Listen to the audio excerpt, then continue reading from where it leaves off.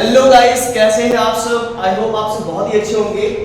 इससे पहले आप लोगों को मालूम है कि डिफरेंशिएशन का लेक्चर सीरीज स्टार्ट किए हुए हैं, जिसमें डिफरेंशिएशन से रिलेटेड सभी रूल्स रेगुलेशंस कंप्लीट हो चुका है और साथ ही साथ एक्सरसाइज 5.2 क्वेश्चंस भी मैंने कवर कर रखा है। और उससे पहले जो आप लोग आप एनसीईआरटी में देखेंगे तो कॉन्टिन्यूटी आप लोगों को पढ़ना था, लिमिट एंड कॉन्टिन्यूटी, जिसका मैं अलग से प्लेलिस्ट बनाया हुआ हूँ, उसको भी आप वहां पर देख करके कंटिन्यू कर सकते हैं।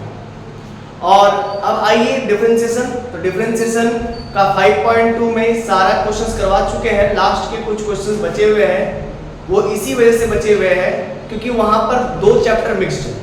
पहला चैप्टर डिफरेंशिएशन कंप्लीट कर चुके हैं, अब दूसरा चैप्टर जो है उसका नाम है डिफरेंशिएबिलिटी।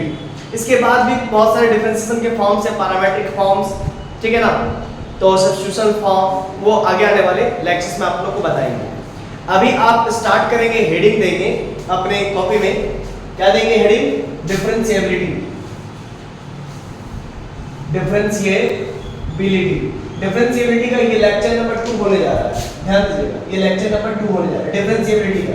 ओके, और ये डिफरेंशिएबिलिटी का ये लेक्चर नंबर 2 होने जा रहा है, जैसे कि आप सभी देख पा रहे हैं।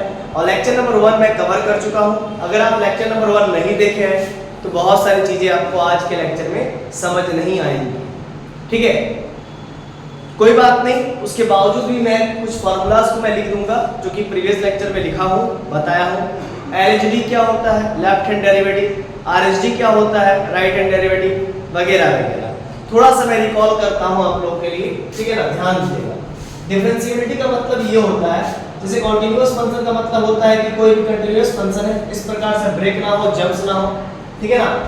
अब डिसकंटीन्यूअस फंक्शन का मतलब क्या होगा? मान लीजिए ऐसा फंक्शन है, बीच बीच से ब्रेक है, या फिर मान के चलिए जंप्स है, कहीं ऐसा है जंप्स है, तो इसको हम लोग डिसकंटीन्यूअस फंक्शंस कहते हैं। ये तो आप जानते हो। अब आगे आप यहाँ पर जरा समझने की कोशिश कीजिएगा, डिफरेंशिएबल फंक्शन किसे कहते हैं। मान के चलिए ये कोई फंक्शन होगा जो कि कॉन्टिन्यूअस है। अब यहाँ पर एक क्या है, शार्प एज, ध्यान दीजिएगा, क्या आ गया? शार्प एज आ गया। तो जहां पर शार्प एज आ जाता है, किसी भी फंक्शन के ग्राफ में कहीं भी शार्प एज आ जाता है, तो उस फंक्शन को हम लोग नॉट डिफरेंशिएबल फंक्शंस कहते हैं। ध्यान दीजिए, ज्योमेट्रिकली मीनिंग क्या हुआ डिफरेंशिएबिलिटी का मतलब कि अगर कोई ग्राफ स्मूथ है तो फिर वो तो डिफरेंशिएबल फंक्शन है, और यदि कोई फंक्शन में कहीं शार्प एज आ गया, लाइक दिस, शार्प एज आ गया लाइक दिस, इस फंक्शन का जो नाम है मॉड ऑफ x, क्यों मॉड ऑफ x है? आप यहां से पॉजिटिव वैल्यू 1 दीजिए तो आपको मिलेगा 1, ठीक है। आप पॉजिटिव यहां पर नेगेटिव वैल्यू दीजिएगा तो मॉड ऑफ -1 का वैल्यू आपको पॉजिटिव ऑफ 1 मिलेगा। तो आप जो भी नेगेटिव दीजिए चाहे पॉजिटिव दीजिए, आपको क्या मिलेगा? पॉजिटिव वैल्यूज ही मिलेगी। इसीलिए इसको मॉडुलस फंक्शंस कहते हैं। और ये फंक्शंस क्या है? नॉट डिफरेंशिएबल फंक्शन है। क्यों? तो ये देखिए 0 पर तो 0 हो ही जाता है, तो 0 पर क्या हो जाता है? नॉट डिफरेंशिएबल हो जाता है, शार्प एज आ गया इसीलिए। तो ये है ज्योमेट्रिकल मीनिंग डिफरेंशिएबल फंक्शन का। और आपको बेहतर ढंग से समझना है विद थ्योरी, या फिर आप कह सकते हैं थ्योरेटिकल, तो आपको लेक्चर नंबर 1 देखना पड़ेगा, जिसमें मैं बहुत डिटेल में जो है कि चीजों को बता रखा हूं, ठीक है। पूरा एग्जांपल्स बताया हूं, वो पूरी तरीके से आप कह सकते हैं कि डेफिनेशंस बताया हूं, इलैबोरेटेड फॉर्म में मैंने हर एक चीज को कवर कर रखा है। आप एक बार उसको देख लेंगे तो बहुत अच्छा होगा। आइए अब इसके फार्मूला के बारे में बताएंगे कि थोड़ा सा मैं यहाँ पर रिकॉल करना चाहूंगा कि फंक्शन डिफरेंशिएबल कब होता है और फंक्शन डिफरेंशिएबल कब नहीं होता है। मतलब कब हम लोग कहेंगे this function is differentiable function at this point. At this point कोई भी पॉइंट हो सकता है, एट x = 2 हो सकता है, एट x = 3 हो सकता है, रैंडमली कोई भी पॉइंट हो सकता है, ठीक है ना। उसके लिए अभी मैं यहाँ पर डिस्कस नहीं कर रहा हूँ। सपोज कीजिए हम कह रहे हैं कि a function f(x) is differentiable function at x = a। अगर मैं ऐसा कहता हूं कि ये मेरा फंक्शन जो है कि डिफरेंशिएबल फंक्शन है एट x = a, तो जब हम लोग इसका एलएचडी निकालेंगे, लेफ्ट हैंड डेरिवेटिव, आप पूछेंगे कि लेफ्ट हैंड डेरिवेटिव सर कैसे निकालते हैं, तो जो आज पहला क्लास कर रहे हैं भाई उसको समझ नहीं आएगा।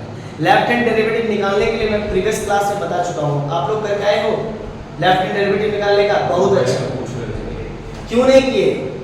हम बोले क्यों नहीं किए, यूट्यूब पे बता चुके हैं ना, प्रीवियस क्लास का वीडियो डाल चुके हैं। नहीं समझे ठीक है, कोई बात नहीं, हम समझा देंगे फिर से। तो हम लोग क्या करेंगे, LHD निकालेंगे at x equal to a पर, लेफ्ट हैंड डेरिवेटिव निकालेंगे। मान लीजिए लेफ्ट हैंड, मान लीजिए मानने के लिए कहा है, अगर मान लीजिए LHD निकाल ले और आपका वैल्यू आ गया b, फिर आप निकाले RHD राइट हैंड डेरिवेटिव, कहां पर, तो at x equal to a पर ही निकाला, ठीक है, और इसका वैल्यू आ गया x, यहां पर क्या आ गया, LHD का वैल्यू b आ गया।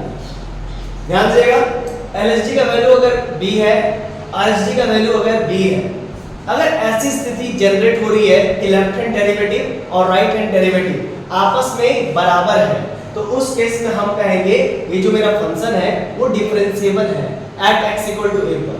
अब LHD कैसे निकालते हैं, RHD कैसे निकालते हैं, वो मैं आपको बता दूंगा, हालांकि ये चीज प्रीवियस लेक्चर में भी बता चुका हूं और बहुत डिटेल में हर एक चीज में कवर किया हूं, ठीक है।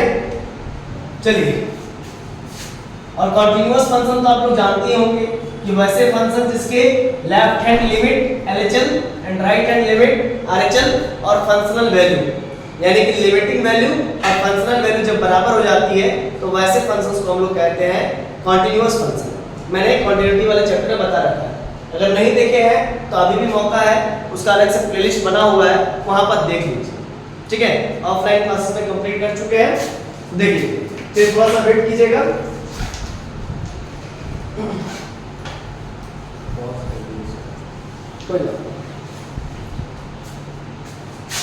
तो ध्यान दीजिए, कुछ मैं चीजों को लिखवा देता हूं आप लोगों के लिए। फिर से एक बार फॉर्मूला जो कि बच्चे पूछ रहे हैं कि सर कैसे निकालेंगे, मतलब अगर आपको कोई कह रहे हैं कि LHD कैसे निकालेंगे, RHD कैसे निकालेंगे, तो उसी चीज को मैं यहाँ पर बताने जा रहा हूँ। तो यहाँ पर मान के चलिए आपको LHD निकालना है, ठीक है ना।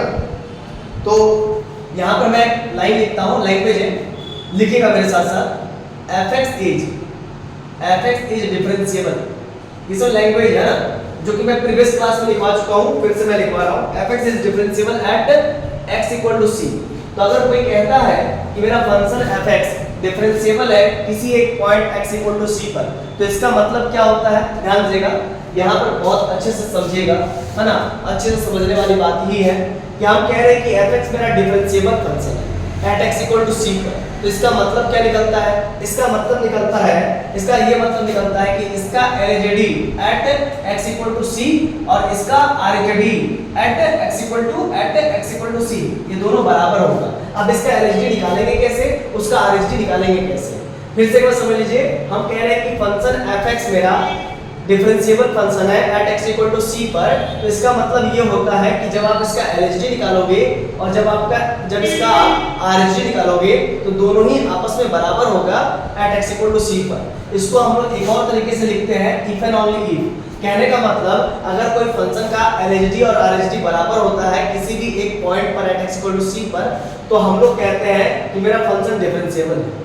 और अगर कोई फंक्शन डिफरेंशिएबल है तो उसका LHD और RHD बराबर होगा, तो उसी पॉइंट पर, जिस पॉइंट पर फंक्शन डिफरेंशिएबल है, इसी चीज को कहते हैं नेसेसरी एंड सफिशिएंट कंडीशन। क्या कहते हैं, नेसेसरी एंड सफिशिएंट कंडीशन। तो ये क्या है जरा समझिएगा।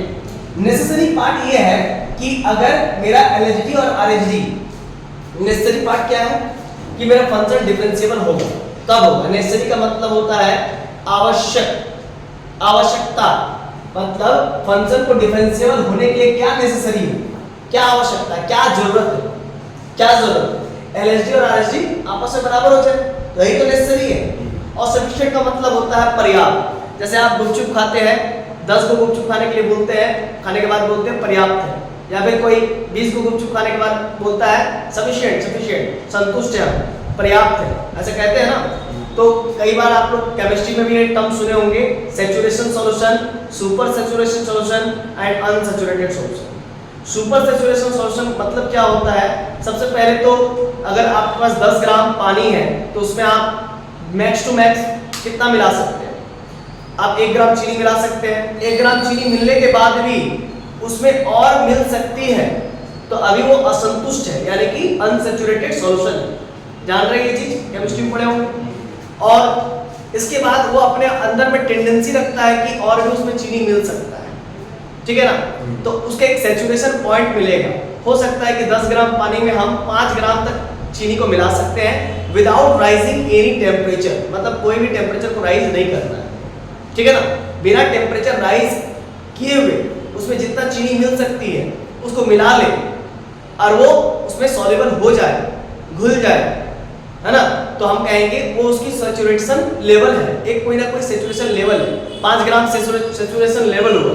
अब आप 5 ग्राम से ज्यादा उसमें चीनी मिलाना चाहेंगे तो वो नहीं मिलेगी, उसके बॉटम में बैठ जाएगी। तो उस केस में आपको क्या करना पड़ेगा, हीट देना पड़ेगा, फिर जाकर के वो मिल जाती है। ये तो आप जानते होंगे। तो जब आप हीट देकर के मिलाते हैं by the giving external energy, तो इस केस में क्या होता है कि आपका शुगर उसमें सॉल्युबल हो जाता है, बट चाशनी का टाइप बन जाता है। तो इसमें आप एक्सटर्नल एनर्जी दे रहे हैं, तो इसको कहते हैं सुपर सैचुरेटेड, मतलब सैचुरेशन लेवल से कुछ ऊपर, that is called super saturation. तो यहाँ पर क्या हो रहा है, नेसेसरी एंड सफिशिएंट कंडीशन, ये दो टर्म्स है, बहुत बच्चों को समझ ही नहीं आता। देखिए, अगर फंक्शन डिफरेंशिएबल है, अगर कोई कहता है फंक्शन डिफरेंशिएबल है किसी एक point x equal to c पर, तो इसका नेसेसरी पार्ट क्या होगा? इसका नेसेसरी पार्ट मतलब इसको डिफरेंशिएबल होने के लिए क्या आवश्यक है? इसको डिफरेंशिएबल होने के लिए मात्र एक ही चीज आवश्यक है कि LHD और RHD आपस में बराबर हो जाए। LHD और RHD आपस में बराबर हो जाए। फिर से एक बार मैं लिख के दिखाता हूं कि कोई फंक्शन f(x) है, वो डिफरेंशिएबल है, वो डिफरेंशिएबल है किस पॉइंट पर? at x equal to c पर, ठीक है ना। तो इफ एंड ओनली इफ अगर ऐसा है, अगर डिफरेंशिएबल है कोई function at x equal to c पर, तो उस केस में उसका LHD, उस फंक्शन का LHD at x equal to c पर और उसका RHD at x equal to c पर, ये दोनों ही बराबर होंगे। यानी कि अगर फंक्शन डिफरेंशिएबल है तो इसको डिफरेंशिएबल होने के लिए क्या नेसेसरी है, क्या आवश्यक है, क्या जरूरत है? तो LHD और RHD आपस में बराबर हो जाए, ये नेसेसरी पार्ट। और हम इसको अब इस प्रकार से कहेंगे, जरा समझिएगा, है ना। मैंने कहा कि फंक्शन को डिफरेंशियल होने के लिए ये आवश्यक है, ये नेसेसरी है। फंक्शन को डिफरेंशियल होने के लिए ये नेसेसरी पार्ट है। और सफिशिएंट पार्ट क्या है?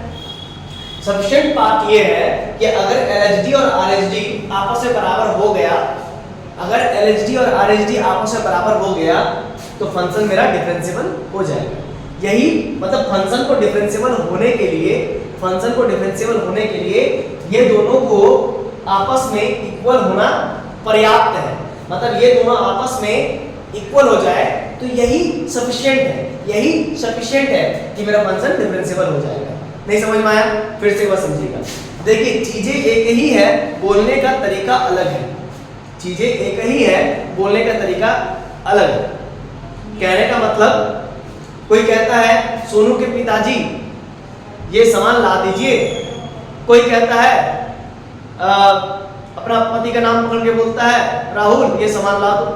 तो आप बोल तो एक ही आदमी को रहे हो लेकिन तरीका अलग है, ठीक है ना। तो ऐसा, तो हम कह रहे हैं कि इस फंक्शन को डिफरेंशिएबल होने के लिए ये पार्ट दोनों बराबर हो जाए, यही काफी है, यही नेसेसरी है, यही जरूरत है। और अब सफिशिएंट कंडीशन का कहने का मतलब ये है कि अगर ये दोनों आपस में बराबर हो जाए तो ये दोनों का बराबर होना ही क्या है? सफिशिएंट है, पर्याप्त है कि ये मेरा फंक्शन डिफरेंशिएबल हो जाए। बस यही है नेसेसरी एंड सफिशिएंट कंडीशन। ये चीज बच्चों को समझ में नहीं आता, और नहीं भी आता है तो कोई बात नहीं है, ये स्टैंडर्ड तरीका है। इस स्टैंडर्ड तरीका को मैंने बता दिया, आप कोशिश करेंगे तो ज्यादा आपको बातें समझ में आएगा। और उसके पहले आपको LHD कैसे निकलता है वो भी मैं अभी बता देता हूँ, ठीक है। तो हाँ, वो तो लिखो गई, अभी तो थोड़ा सा रुक जाओ। अब यहाँ पर जरा समझना चीजों को। देखो LHD कैसे निकालते भाई? तो लिमिट x टेंड्स टू, अब होता क्या है, सबसे पहले फंक्शन निकालेंगे x टेंड्स टू c, ठीक है। इसमें क्या लिखेंगे? Function fx minus fc upon x minus c, है ना। लिखेंगे एग्जिस्ट फाइनाइटली, एग्जिस्ट फाइनाइटली। देखो लॉजिक समझिएगा बात। अगर कोई कहता है मेरा फंक्शन डिफरेंशिएबल है तो इसका मतलब ये है कि जो मेरा function fx minus F C upon X minus C at X tends to C पर ये एग्जिस्ट करेगा फाइनाइटली। इसका एक और मतलब निकलता है कि अगर फंक्शन डिफरेंशिएबल है तो ये फंक्शन एग्जिस्ट करेगा फाइनाइटली। अब सर ये तो ठीक है, ये तो आपने सही कहा। अब अगर मान के चलिए इसको हमको एलएचडी निकालना आरएचडी निकालना है तो इसका कैसे निकालेंगे? तो देखिए एलएचडी निकालने के लिए सबसे पहले आप लिखोगे limit x tends to c minus ऊपर में fx minus fc upon x minus c as it is, सिर्फ x tends to c minus LHD करेंगे। और आरएचडी के लिए क्या कीजिएगा, limit x tends to c plus ऊपर भी fx माइनस fc है ना, fc upon x minus c। अभी तक कुछ बदला है? अभी तक कुछ नहीं बदला है, सिर्फ c माइनस बदला, c प्लस बदला है। इसके बाद आप क्या कीजिएगा जरा समझिएगा, ध्यान दीजिएगा।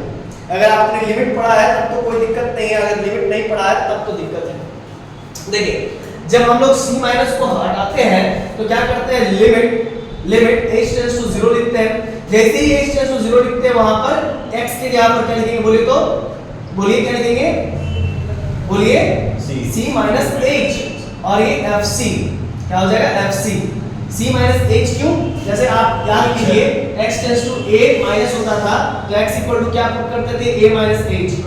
तो उसी तरीके से c माइनस h पुट करेंगे, x की जगह पर फिर c माइनस h, x की जगह पर c माइनस h और माइनस c, तो ये c कैंसिल हो जाएगा। फिर इसी प्रकार से इस तरफ करेंगे, जरा ध्यान दीजिएगा, लिमिट लिखेंगे और h टेंड्स टू 0 लिख देंगे।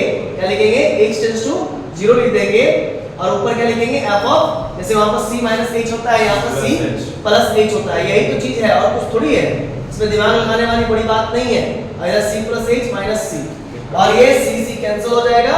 अब इधर लिखते जरा समझिएगा, लिमिट h टेंड्स टू 0 ऊपर क्या है f of c minus h minus of fc upon नीचे में क्या है negative of h equal to limit h tends to 0 ऊपर में f of c plus h minus of fc minus of fc upon positive of h।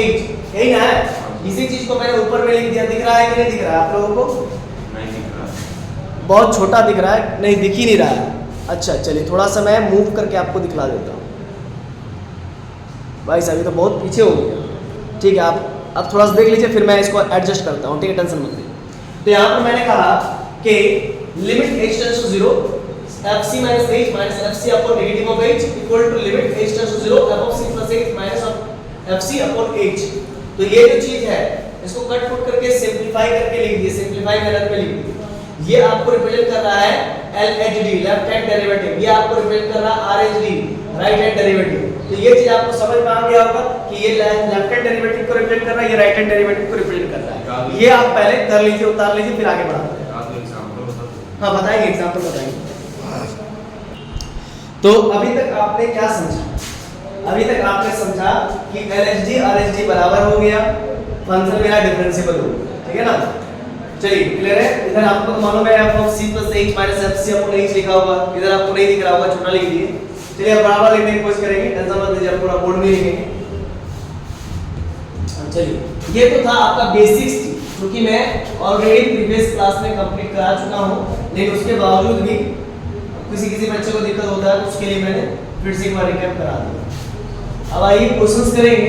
अब questions करने से पहले देखिए ये चीज आपको तभी समझ में आएगा जब इसमें एक दो एग्जांपल देंगे, लेकिन रुक जाइए, इस पर एग्जांपल करने से पहले हम लोग कुछ और चीजों को देख लेते हैं, है ना? इसके बाद ये इस पर हम लोग एग्जांपल करेंगे, मतलब एक साथ दो काम कर लेंगे, टेंशन मत लीजिए। इसीलिए इस पर एग्जांपल थोड़ा देर में देखेंगे, थोड़ा देर बाद देखेंगे।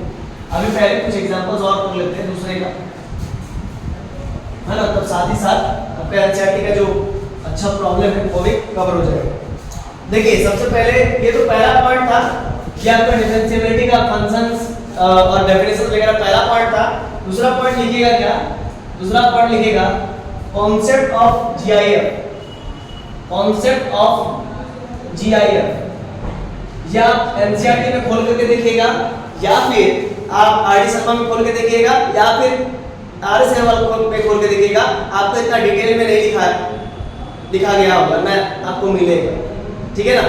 ये तो मैंने पढ़ाते पढ़ाते बच्चों को एक एक्सपीरियंस गेन किया है, जिसके मदद से हमको समझ में आता है कि भाई बच्चा को इस प्रकार से पढ़ाना चाहिए तो समझ में आएगा, ये आपको दूसरी जगह नहीं मिलेगा। तो कॉन्सेप्ट ऑफ जीआईएफ जिसको हम लोग इस प्रकार से रिप्रेजेंट करते हैं ग्रेटेस्ट इंटीजर फंक्शन, ये जो बताता है ये बताता है greatest integer function.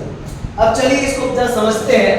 x equal to greatest integer function, इसको x से डिनोट करते हैं क्या? हाँ, x और ब्रैकेट लगा करके ग्रेटेस्ट इंटीजर फंक्शन को रिप्रेजेंट करते हैं। अब प्लस ऑफ ये हो जाएगा आपका फ्रैक्शनल पार्ट फंक्शन, ये इसको कहते हैं फ्रैक्शनल पार्ट। मैं सब समझाऊंगा एग्जांपल देखेंगे, थोड़ा सा ध्यान रखिए। इसको GIF कहेंगे, इसको कहेंगे एनी फंक्शन, ठीक है ना। जरा इसको पहले लिखिए, इसको पहले लिख लिए होंगे। अब जरा समझिएगा, ये एनी फंक्शन है, ग्रेटेस्ट इंटीजर फंक्शन है, फ्रैक्शनल पार्ट फंक्शन है। तो अगर कोई लिखता है 2.2, तो देखिए ग्रेटेस्ट इंटीजर उसका हो जाएगा 2 और उसका जो फ्रैक्शनल पार्ट हो जाएगा उसका हो जाएगा 0.2। फ्रैक्शनल पार्ट क्या हो जाएगा 0.2 हो जाएगा और उसका ग्रेटेस्ट इंटीजर मतलब इंटीजर में जो सबसे ग्रेटेस्ट होगा उसका 2 हो जाएगा। तो ये 2.2 क्या हो जाएगा उसका एनी फंक्शन हो जाएगा। आई होप आपको बातें समझ में आ गई। अब आइए आगे बढ़ते हैं, ध्यान दीजिए। अब यहाँ पर बात करेंगे सबसे पहले कुछ एग्जांपल्स के बारे में, ताकि आप लोग पूरी तरीके से कॉप अप कर पाए क्वेश्चंस को करके। चलिए 0.2 का ग्रेटेस्ट इंटीजर फंक्शन बताइए, ग्रेटेस्ट इंटीजर वैल्यू बताइए। 0.2 का ग्रेटेस्ट इंटीजर वैल्यू बताइए, फटाफट अपने कॉपी में बना के रखिए, बोलने की आवश्यकता नहीं, जब पूछा जाए कभी बोलिएगा। 0.9 का बताइए, 0.4 का बताइए, 1.1 का बताइए, ठीक है ना। सबका ग्रेटेस्ट इंटीजर वैल्यू बताना है। चलिए 2 होगा, इसका क्या वैल्यू है? Greatest integer value. देखो ग्रेटेस्ट इंटीजर वैल्यू जब भी पूछा जाए ना, हमेशा लेफ्ट हैंड साइड में देखना, 0 1 2 3, ठीक है। ये सब इंटीजर है, 0 1 जो है इंटीजर है, 1 जो है इंटीजर है, 2 जो है इंटीजर है, 3 जो है इंटीजर है, -1 है इंटीजर है। तो जैसे कि तुमसे पूछा जा रहा है 0.2, तो हमेशा देखना किधर है, लेफ्ट हैंड साइड। तो 0.2 का ग्रेटेस्ट इंटीजर वैल्यू क्या हो गया 0, 0.9 का ग्रेटेस्ट इंटीजर वैल्यू क्या हो गया 0। आप मत कहो कि 1 होगा, क्योंकि हमेशा लेफ्ट साइड में देखना है।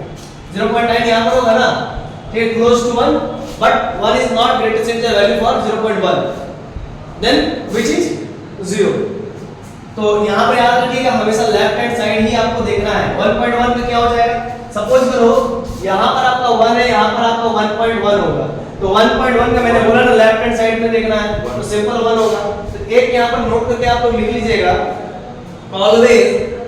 Always see left comma if you want to find GIF। अगर आपको ग्रेटेस्ट इंटीजर फंक्शन चाहिए तो हमेशा आप किधर देखिएगा, किधर झांकना है, लेफ्ट हैंड साइड ही झांकना है। आई होप आपको बातें समझ में आ गई होगी, और नहीं आई तो एक और अच्छा सा डायग्राम बना लीजिए। 0 है, 0.2 है, 0.4 है, 0.9 है, अभी जो एग्जांपल दिया था मैंने, फिर 1 है, फिर 1.1 है।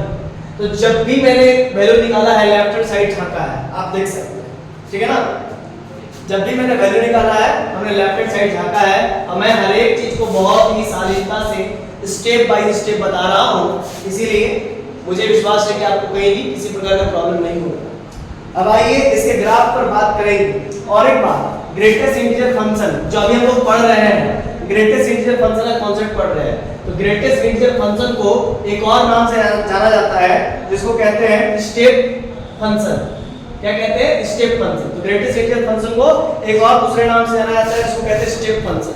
अब स्टेप फंक्शन क्यों, चलिए इसका ग्राफ पढ़ेंगे, इसका ग्राफ देखेंगे तो आपको बहुत अच्छे से समझ आ जाएगा, है ना, कि इसको स्टेप फंक्शन क्यों कहते हैं। जनरली आप अपने बुक में देखोगे, चाहे आप एनसीईआरटी देखो चाहे आरडी शर्मा देखो, ग्राफ्स तो बहुत डिटेल में नहीं दिया जाता है, नहीं देते ये लोग, है ना।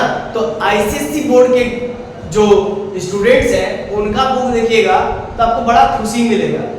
क्यों, क्योंकि बुक को छापने वाला कौन है भाई, ML अग्रवाल, है ना। बहुत अच्छे टीचर हैं, देखा जाए तो बहुत अच्छे मतलब कह सकते हैं राइटर है। तो उनका बुक्स मार्केट में निकलता है, क्या निकलता है, ग्राफ, प्ले विद ग्राफ, ठीक है ना। उससे चीजों को अगर आप समझने चाहोगे बहुत मजा आएगा, ठीक है। उसी का कुछ पार्ट यहाँ पर मैं आपको डिस्कस कर देता हूँ, ठीक है। देखिए यहाँ पर कुछ पार्ट जो है कि डिस्कस कर देता हूँ ताकि आपको क्लियर हो जाए कि ग्रेटेस्ट इंटीजर फंक्शन का जो ग्राफ होता है वो कैसा होता है। इसको स्टेप फंक्शन क्यों कहते हैं, इसको स्टेप फंक्शन क्यों कहते हैं, जरा समझिएगा। ग्राफ बनाने से पहले आप y एक्सिस ड्रॉ कर लीजिए, आप y एक्सिस ड्रॉ कर लीजिए, फिर x एक्सिस ड्रॉ कर लीजिए, ये y डैश, ये x, ये x डैश। जरा समझिएगा बातों को। सपोज कीजिए ये आपका 1 है ना, ये आपका 1 है। सपोज कीजिए ये आपका 2 है, होल कर देना है। सपोज कीजिए ये आपका 3 है, होल कर देना, मतलब एक्सक्लूडेड मेंबर्स है ये लोग, हाँ इन लोग को लेना नहीं है, नॉट टेकन। ठीक है, अब जरा समझिएगा, हम क्या करते हैं 0 और 1 के बीच में कुछ भी नंबर लेते हैं, 1 को छोड़ करके, इसीलिए 1 को होल किए। 0 और 1 के बीच में हम कोई भी नंबर लेते हैं, लेकिन 1 नहीं लेंगे, नहीं लेंगे बस। क्यों नहीं लेंगे बाद में समझना। हम 1 नहीं लेंगे, मेरी मर्जी, हम 1 नहीं लेंगे, हम 0.9 लेंगे, हम 0.999999999999 लिए, हमने 0.98989897979797989796 कुछ भी लिया, मतलब एग्जैक्टली 1 नहीं लेना।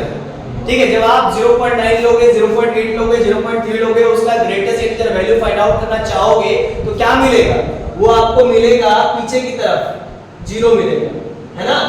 क्या मिलेगा, पीछे की तरफ 0 मिलेगा। ठीक है सर, हम आपको हमेशा यहाँ पर पीछे ही देख करके चलना पड़ेगा।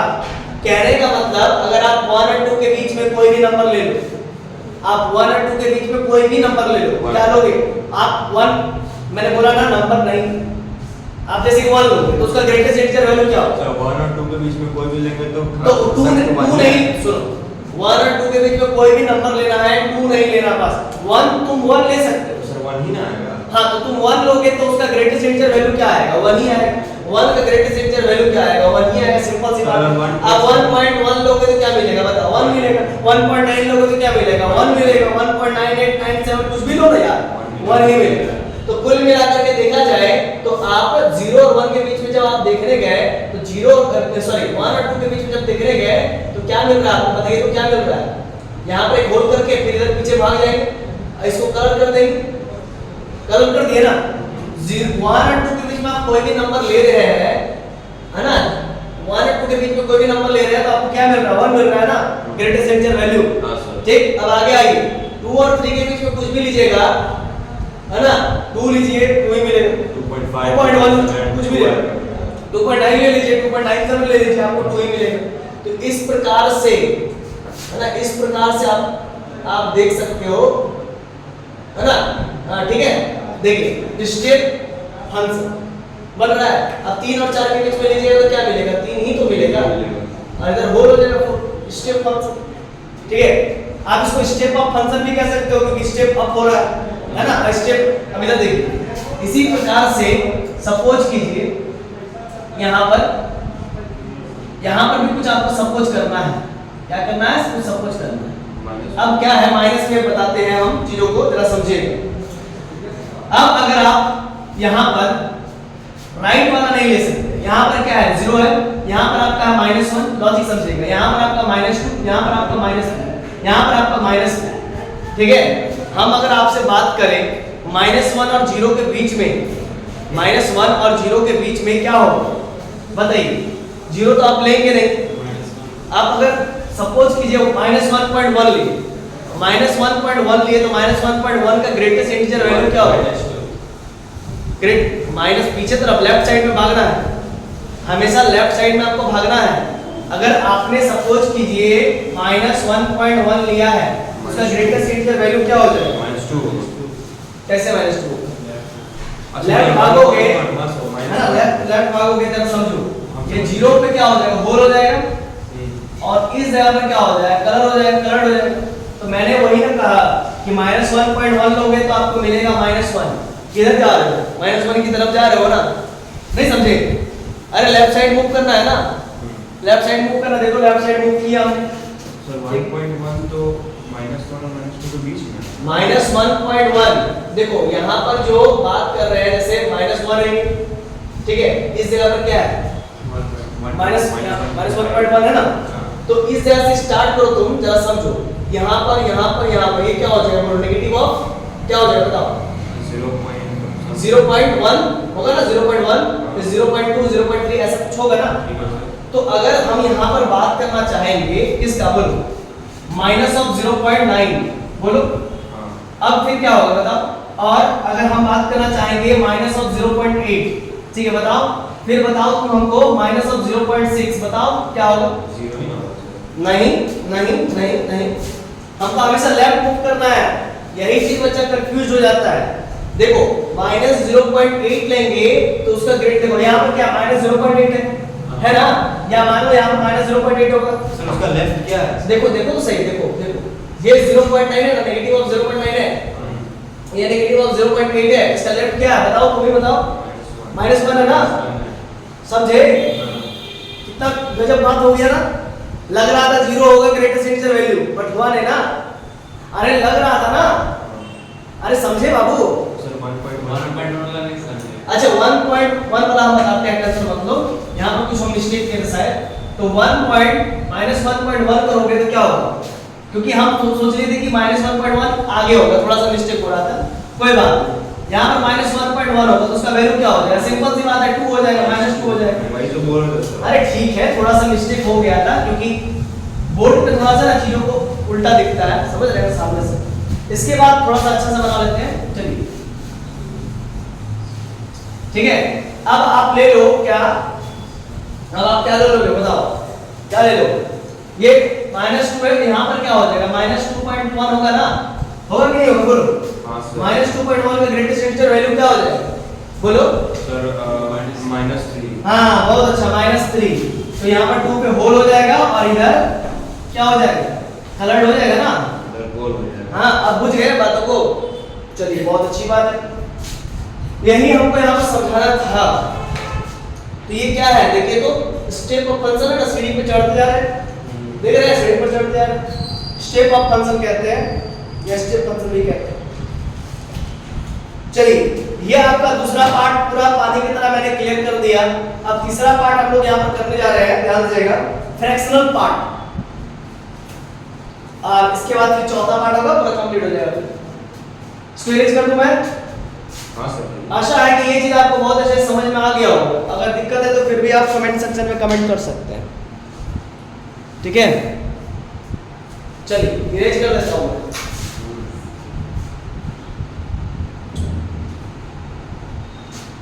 ये दूसरा पार्ट भी कंप्लीट हो गया, अब हम तीसरा पार्ट करने जा रहे हैं।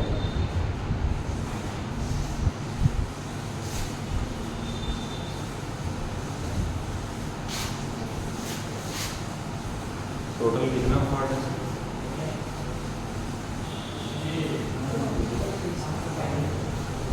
टोटल पार्ट है 3 4 है ना, 3 पार्ट समझिए है ना, चौथा से आप समझिए कि क्वेश्चंस है, तो चौथा पार्ट आप लिखिएगा, फोर्थ पार्ट, ठीक है ना। फ्रैक्शनल पार्ट फंक्शन लिखिए, फ्रैक्शनल पार्ट फंक्शन में सबसे पहले आप क्या लिखिएगा, x इक्वल टू, अब क्या पढ़े, x equal to greatest integer function plus, बताइए क्या है fractional part function, this is fractional part function, this is fractional part function, fractional part function, और ये क्या है आपका GIF ग्रेटेस्ट इंटीजर फंक्शन, ये क्या है आपका एनी फंक्शन, यही आपने पढ़ा ना। आपको क्या चाहिए, फ्रैक्शनल पार्ट फंक्शन, तो फ्रैक्शनल पार्ट फंक्शन चाहिए सर, तो आप x को एज इट इज रख दीजिए, minus of greatest integer function कर दीजिए, मतलब इसको इस तरफ लेके चला जाइए लेफ्ट हैंड साइड, सिंपल ये हो जाएगा वैल्यू। तो this is our fractional part function, ठीक है, क्लियर? तो चलिए बहुत अच्छी बात है, अगर समझ गए तो बहुत अच्छी बात है। अब कुछ नोट्स वगैरह लिखवाऊंगा, उसको आप फटाफट लिखते जाइए। हाँ आप कीजिए ना, कोई दिक्कत नहीं, जो डाउट है फिर से पूछो, कोई दिक्कत नहीं। नोट में क्या लिखोगे है ना, लैंग्वेज एरर, डोमेन फॉर, सब मैं लिखवा देता हूँ, आप लोग भी लिख लीजिए, domain for fractional part function, domain for fractional part function is equal to all real numbers, all real numbers, पहले लिख लीजिए फिर समझाते हैं। फिर क्या है, range for fractional part function, तो वो निकालने का फार्मूला है क्या? कौन सा? हाँ हाँ हाँ, मैं आप उसका एग्जांपल दूंगा, टेंशन नहीं लो, कुछ भी टेंशन मत लो, अब पहले जो लिखवा रहा हूँ वो तो करो। चलो सबसे पहले यहाँ पर जरा ध्यान दो बच्चों, यहाँ पर हम क्या लिखा नोट में, उसी को ध्यान दो। डोमेन का मतलब होता है इनपुट्स, फॉर फ्रैक्शनल पार्ट। तो फ्रैक्शनल पार्ट में तुम कुछ भी डालोगे ना जी, तो क्या डालोगे फ्रैक्शनल पार्ट में? और रियल नंबर्स क्या क्या डाल सकते हो? सारे रियल नंबर डाल सकते हो। 2.2 डाल सकते हो, 2.3 डाल सकते हो, 2.4 डाल सकते हो, कुछ भी डाल सकते हो, ठीक है ना। तो इसका वैल्यू क्या हो जाएगा बताओ? 0.4 होगा ना इसका फ्रैक्शनल पार्ट। इसका फ्रैक्शनल पार्ट 0.4 होगा ना, इसका फ्रैक्शनल पार्ट क्या होगा? 0.3 होगा, इसका फ्रैक्शनल पार्ट क्या होगा? 0.2 होगा। समझ में आ रहा है कि नहीं आ रहा? कैसे निकाले? अकॉर्डिंग टू सिंपल है, 0.2 है ना, 0.2 इसका क्या होगा? फ्रैक्शनल पार्ट है, फ्रैक्शनल पार्ट होगा। अब तुम अकॉर्डिंग टू इस फार्मूला लगा सकते हो, क्या लगा सकते हो? 2.2 निकालना है इक्वल टू x क्या है? एनी फंक्शन में क्या आ जाएगा बताओ? 2.2 ही आएगा, एनी फंक्शन आएगा ना। अब माइनस ऑफ क्या होगा बताओ? 2.2 का greatest integer value, greatest integer value क्या होगा बताओ? 2 होगा। तो क्या होगा इसका वैल्यू कट करके 0.2 हो गया। सिंपल, वो जो फार्मूला मैंने लिखा उसको यहां पर इस्तेमाल कर लिए, ठीक है ना। हर एक चीज समझ आएगा, टेंशन नहीं लीजिए। और अभी लिखने से पहले एक और चीज समझ लीजिए ना, क्या है? डोमेन जो था फ्रैक्शनल पार्ट का वो सारे रियल नंबर्स हो सकते हैं, कोई भी रियल नंबर्स तुम ले सकते हो, उसका फ्रैक्शनल पार्ट निकाल सकते हो। और जो रेंज आएगा फ्रैक्शनल पार्ट का वो 0 हो सकता है या तो 1 से छोटा हो सकता है। मतलब जो फ्रैक्शनल पार्ट का डोमेन रेंज होगा वो 0 होगा, देखो 0 हो सकता है या 0 से बड़ा हो सकता है। 0.2 है ना, 0 से बड़ा हो सकता है, और 1 से छोटा हो सकता है। 1 कभी नहीं हो सकता है। अगर 1 हो गया तो इंटीजर हो जाएगा ना, 1 हो जाएगा तो वो तो इंटीजर हो जाएगा। आप कहोगे कि सर 0 हो जाएगा तो भी तो वो इंटीजर हो जाएगा। अरे ठीक है, 0 हो जाएगा तो वो इंटीजर हो जाएगा, मैं मानता हूं, लेकिन 1 आप नहीं ले सकते हो। फ्रैक्शनल पार्ट का जो रेंज आता है, यहां पर ध्यान दीजिएगा, नहीं तो फिर आप दिक्कत हो जाएगा आपको बाद में। ये बता रहे 1 क्या है? रेंज है। तो 1 आपका रेंज की तरह यहां पर इस्तेमाल नहीं होगा। आप देख सकते हो फ्रैक्शनल पार्ट में क्या आता है? फ्रैक्शनल पार्ट में क्या आता है? 1/2 ये फ्रैक्शन है। अरे फ्रैक्शन में क्या आता है? 3/4 ये फ्रैक्शन है। अरे भाई 7/2 नहीं आ सकता है, 7/8 आ सकता है। फ्रैक्शन का मतलब आप समझ रहे हो ना। अब ये क्या है? ये फ्रैक्शन है क्या? ये तो 1 पूरा आ गया ना, तो 1 पूरा आ गया, समझ पा रहे हो ना। तो फ्रैक्शनल वैल्यू को लेना है, और 0 एक फ्रैक्शनल वैल्यू है, 0 एक फ्रैक्शनल वैल्यू याद रखिएगा। तो यहाँ पर 0 को हम ले सकते हैं एज ए रेंज, 0 को ले सकते हैं। देखो ना भाई, देखो जैसे ही हम लोग 0 और 1 के बीच में लेने जाते हैं ना, तो हम लोग क्या लेते हैं? 0 ही ना लेते, ग्रेटेस्ट इंटीजर वैल्यू पीछे तरफ जाते हैं ना। तो वही चीज यहाँ पर बताना चाह रहा है, समझ रहे हैं ना। तो आप इसका फ्रैक्शनल पार्ट का जो रेंज देखेंगे वो 0 होगा। फ्रैक्शनल पार्ट का जो रेंज होगा, फ्रैक्शनल पार्ट का जो रेंज होगा वो क्या होगा? लेस देन 1 होगा and greater than equal to 0 होगा। ये बात को याद रखना, नहीं तो बड़ा दिक्कत है, ठीक है। इसी चीज को हम लोग क्लोज इंटरवल 0 और 1 पे ओपन इंटरवल दिखाया है, ठीक है ना। आई होप आपको बातें समझ में आ गई। चलिए तो फिर इसको इरेज करके आगे बढ़ते हैं। अब एक एग्जांपल लिखना है,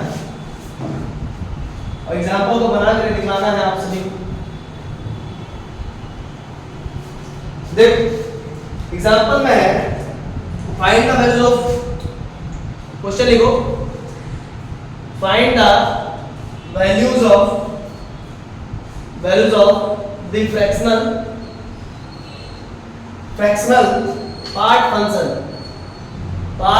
फंक्शन, ठीक है, for given values of x, such that इस प्रकार से दिया हुआ है 2.89, दूसरा दिया हुआ है, निकालो बच्चों लोग फ्रैक्शनल वैल्यू निकालो। दूसरा वैल्यू दिया -6.76, फिर तीसरा दिया हुआ है 10 और चौथा दिया हुआ है 0। चलो फ्रैक्शनल पार्ट का वैल्यू बताओ देखो। फ्रैक्शनल पार्ट अगर हम कहना चाह रहे हैं तो ये 2.89 का, देखो 2.89 का वैल्यू क्या हो जाएगा? 0.89 सिंपल दिख रहा है। चलो दूसरा बताओ। 0.76 बच्चा बोल रहा है सर -6.76 का वैल्यू कितना है?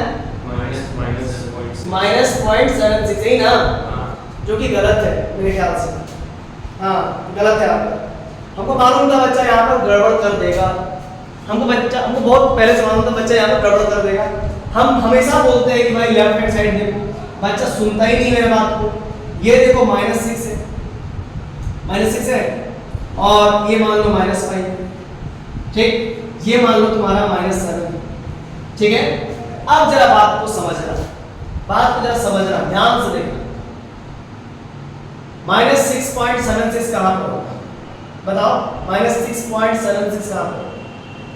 इस जगह पर कहीं पर होगा, नेगेटिव ऑफ 7.6 सर 1.76 होगा। हाँ 1.76 क्या 1.76? आंसर नहीं आंसर अभी नहीं, वो आंसर बताएंगे। तो ये बात है, -7 हो गया। तो अभी नहीं, -7 में नहीं होगा। तो हम ये कह रहे हैं कि इस जगह पर होगा नेगेटिव ऑफ 6.1, इसके बाद होगा नेगेटिव ऑफ 6.2, इसके बाद होगा नेगेटिव ऑफ 6.3, इसके बाद होगा नेगेटिव ऑफ 6.5, 6, फिर इसके बाद नेगेटिव ऑफ 6.7, ये होगा। आप देख सकते हो इस पे लाई कर रहा है, तो कुछ क्या मतलब समझो, लॉजिक को समझो, हमेशा लेफ्ट हैंड साइड देखना। तो अभी भी आपको मैंने क्या बताया, अभी मैंने आप लोगों को मैंने बताया कि जो भी फंक्शन है, हम लोग फॉर्मूला क्या पढ़े, any function equal to x minus of greatest integer function this. ये एनी फंक्शन हो गया, x का वैल्यू आप रखेंगे नेगेटिव 7.6.76, लिख दिया नेगेटिव, यहां पर लिखेंगे नेगेटिव ऑफ 6.76 का greatest integer value, negative 6.76 minus, और इसका ग्रेटेस्ट इंटीजर वैल्यू क्या है 0.2 फॉर आंसर। इस हाँ इसका ग्रेटेस्ट इंटीजर वैल्यू क्या है, देख सकते हो 6.76 का ग्रेटेस्ट इंटीजर वैल्यू क्या है, -7 है ना, लेफ्ट साइड से लिखना होता है -7, ये हो जाएगा नेगेटिव ऑफ 6.76 प्लस 7, अब 7 पॉइंट खुद से 0 0 लगा लो और 6.76 घटा दो, 10 में 6 गया तो 4, 9 में से 7 गया तो कितना बचेगा 2, और ये 0 0 कैंसिल, आंसर में आपका आना चाहिए 0.24। देख रहे हो, अबाक हो रहे हो देख देख करके वैल्यू सब, समझ गए है ना, यही सब तो बच्चा को दिक्कत होता है। नेगेटिव को इग्नोर कर दिया। चलो अब इसका वैल्यू बताओ क्या आएगा, 10 का, 10 का बताओ वैल्यू, बताओ क्या आएगा,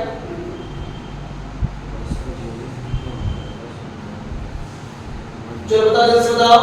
0 इसका वैल्यू तो 0.24, हाँ 0। भाई ऐसे कैसे बता सकते हो, जब तक तुम लिखोगे नहीं तब तक तुम कैसे बताओगे, है ना। अकॉर्डिंग टू दिस लॉ 10, आज का ग्रेटेस्ट इंटीजर वैल्यू 10 घट के 0, ठीक है ना। सही तो बोले। नहीं बोले तुम सही हो, मतलब ऐसा किए थे, ये ना सर बहुत अच्छा। फिर 0 - 0 = 0, ठीक है, इतना क्लियर है, बताओ ठीक। तो अब यहां तक होने के बाद इसका एक और टॉपिक बचता है, उसको कर लेते हैं, fractional part function graph. Fractional part function graph, fractional part function graph. आओ देखते हैं फ्रैक्शनल पार्ट फंक्शन ग्राफ कैसे बनता है। सबसे पहले हम लोग करेंगे क्या, y एक्सिस को ड्रॉ कर लेते हैं। और भाई y एक्सिस को ड्रॉ कर लिया मैंने, अब क्या करना है, x एक्सिस को ड्रॉ करना है, कर लो भाई x एक्सिस को ड्रॉ, x डैश और x, और यहां पर क्या करना है, ये ओरिजिन पॉइंट, ठीक है ना। अब यहां पर जरा समझना, फ्रैक्शनल पार्ट फंक्शन का जो रेंज होता है 0 और 1 के बीच में होता है। 0 पूरा होगा लेकिन 1 नहीं होगा, 1 नहीं होगा। हम ये देखते हैं कि बोल देते कि भाई ये 1, ये क्या है 1, लॉजिक समझ में आ रहा है कि यार आप बताइए। तो 1 पे हमेशा क्या करना है आपको, 1 पे हमेशा क्या करना है, होल्ड करना है, 1 पे हमेशा आपको क्या करना है, होल्ड करना है, ठीक है। आइए फिर आगे बढ़ते हैं। तो 0 के बाद यहां पर हम क्या लिख सकते हैं बताइए, तो 1 लिख सकते हैं, फिर लिख सकते हैं 2, फिर लिख सकते हैं 3, फिर लिख सकते हैं 4, फिर लिख सकते हैं 5। अब क्या होगा, 0 और 1 के बीच में हम लोग निकालना चाहेंगे, तो मेरा जो रेंज आएगा वो क्या होगा, देखो 0 और 1 के बीच में हम डोमेन तो दे सकते हैं, 0 और 1 के बीच में हम लोग डोमेन तो दे सकते हैं, 1 और 2 के बीच में भी डोमेन दे सकते हैं, 2 और 3 के बीच में भी डोमेन दे सकते हैं, ठीक है, हम लोग डोमेन तो दे सकते हैं, लेकिन रेंज कहां से कहां तक आएगा, 0 और 1 के बीच में जो फ्रैक्शनल पार्ट का जो रेंज आएगा बच्चों, वो या तो लेस देन 1 होगा या तो greater than equal to 0। Simple सी बात है। तो अगर यहां पर ग्राफ देखें तो कुछ इस प्रकार से होगा, कुछ इस प्रकार से होगा। ये किसका है, ये वैल्यू, ये 1 का वैल्यू। ठीक है, बात समझ में आ रहा है क्या? तो हो क्या रहा है, हम 0 और 1 के बीच में देख रहे हैं तो 0 मेरा तो रेंज में आ जाता है। देखो होता क्या है, हम यहाँ पर डालते हैं, क्या पुट करते हैं 0, तो 0 का फ्रैक्शनल पार्ट 0 आ गया भाई, रेंज आ गई। लॉजिक समझ में आ रहा है? अब हम यहाँ पर डाल करके देखते हैं 0.1, तो 0.1 का फ्रैक्शनल पार्ट क्या होगा बताओ? हम यहाँ पर डालें ना भाई 0.1, इस देखो ये 0.1, तो इसका फ्रैक्शनल वैल्यू क्या होगा बताओ? एक्चुअल वैल्यू माइनस ऑफ 0.1 का greatest integer value. Greatest integer value तो 0.1 माइनस इसका ग्रेटेस्ट इंटीजर वैल्यू क्या होता है 0, तो वैल्यू 0.1, वैल्यू क्या आ गया 0.1।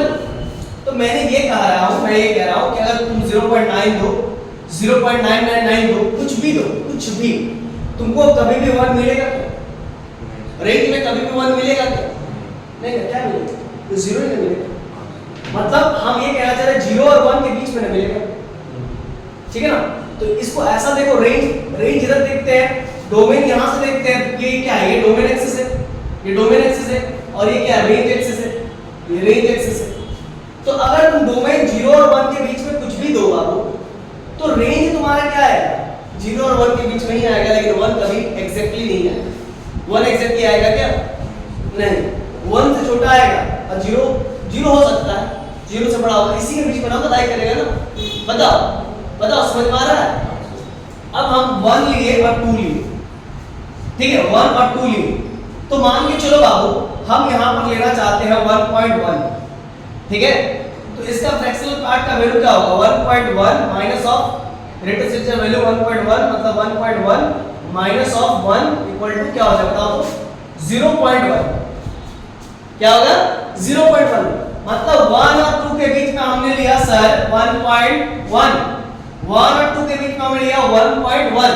जरा समझो, ये 1 है, ये 1 हमने 1.1 लिया, उसका फ्रैक्शनल वैल्यू कितना आ रहा है? 0.1, है ना? रेंज, ये जो रेंज आया आउटपुट, उसको हम लोग इधर देखेंगे ना 0.1, तो फिर वही ना आया 0 और 1 के बीच में, तो 0 और 1 के बीच में मतलब इस प्रकार से दिखा देंगे, इस प्रकार से दिखा देंगे। अभी इस 1 को क्या मान लेंगे? 0। अभी इस 1 को क्या मान लेंगे? 0।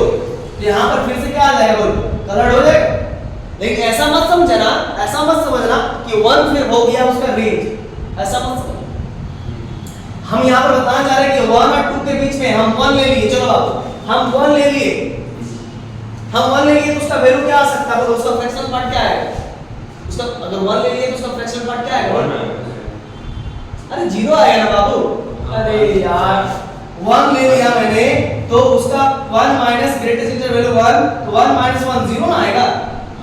तो देखो ना, ये एक्सिस क्या रिप्रेजेंट करता है? एक्सिस क्या रिप्रेजेंट करता है? x equal to 0। x axis में क्या होता है?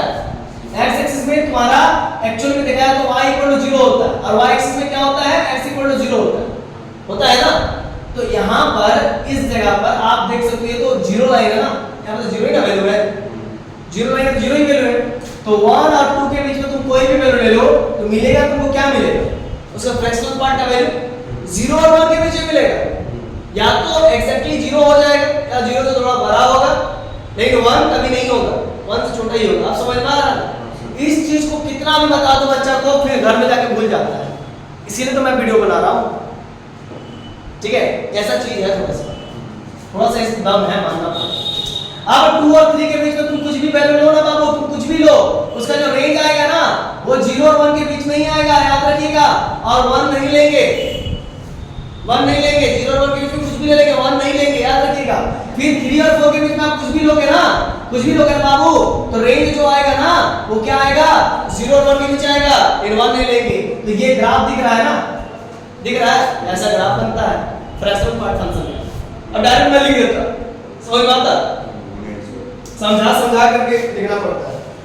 ये -1, तो इधर भी हो जाएगा वैसे कुछ भाई, इस पे कलर हो जाएगा, नीचे वाले में कलर हो जाएगा, ऊपर वाले में नहीं होगा। फिर इधर क्या हो गया? -2। अब तुम -2 और -1 के बीच में कुछ भी लो, ले लो तुम -2.1, तो -2.1 लिया तुमने, इसका फ्रैक्शनल पार्ट वैल्यू -2.1, फिर -2.1 का ग्रेटेस्ट इंटीजर वैल्यू -2.1 माइनस क्या होगा बाबू? क्या होगा 2.1 का लेफ्ट हैंड साइड में -3 यानी कि -2.1 प्लस 3 घट के कितना आएगा 0.9। तो 0.9 तो भाई रेंज जो आएगा इधर ना बताएगा, इधर ना बताएगा। तो ले देके हुआ ना, हाँ यहाँ पर होल करो, छेद कर दो, समझ गया ना। तो यही बात हम समझाना चाह रहे हैं। मैंने कोई हड़बड़ी नहीं दिखाया, मैंने कोई जल्दीबाजी नहीं दिखाया, चीजों को एकदम हौले हौले से करवा रहा, ठीक है ना। आपके ट्यूशन टीचर से ज्यादा करके दे रहा हूँ, ठीक है। पता नहीं कौन राजधानी एक्सप्रेस में बैठ करके आता है, बड़ा बड़ा कोचिंग में तो और होता है, नाम का बड़े होते हैं, काम का बड़ा नहीं होता। वहां पर 1 से 2% बच्चों को बोलो समझ में आता है कि नहीं। अब बाकी 99% जनता, 98% जनता वहां पर एक तरह से फी भरने जा रहे हैं, बस और कुछ नहीं। और टीचर को एक थोड़ा सा भी दया ममता नहीं है कि भाई उसी का पैसा से हम लाइफ स्टाइल को अपना अच्छा किए हुए हैं, कि भाई उसको थोड़ा सा बता दो तोड़ करके डिटेल में। इतना बताएगा कोई? बहुत गलत बात है। वो लोग समझते हैं अगर तुम मैनेजमेंट को भी जाके बोलोगे तुम्हारा बात को सुनेगा, लेकिन उसका वैल्यू नहीं देगा, नकार देगा, नेगलेक्ट कर देगा। तुम एक बार बोलोगे, 2 बार बोलोगे, 3 बार बोलोगे, जब तुम बोलोगे कि हम जा रहे हैं सर, छोड़ दे रहे हैं, तो आओ तुमको बात करा देंगे सर से, ये करवा देंगे, वो करवा देंगे। और फिर तुम 1-2 महीना उसी चक्कर में रहोगे, फिर वो अपना जो रंग है वो छोड़ेगा नहीं, फिर वही करेगा, वो जो लेवल है वो वैसे पढ़ाएगा। कई बार तो उसको भी समझ नहीं आता, और रात भर जो है कि बगल में ही ऑफिस दे दिया जाता है, वो घर कमरा दे दिया जाता है, टीचर रात भर रटेगा और सुबह को उगलेगा। भाई उगल रहे अच्छी बात है, तो सलीके से उगलिए। अच्छा मानते हैं आप बहुत चीज भुला गए हैं, आप रट करके आ रहे हैं, उल्टी कर रहे हैं क्लासरूम में, तो भाई वैसा उल्टी कीजिए जिसको सबको पचे। समझाने के उद्देश्य से आइएगा, आप आ रहे हैं सिलेबस कंप्लीट करने के उद्देश्य से, तब आप सरवाइव नहीं कर पाए स्टूडेंट में, ठीक है।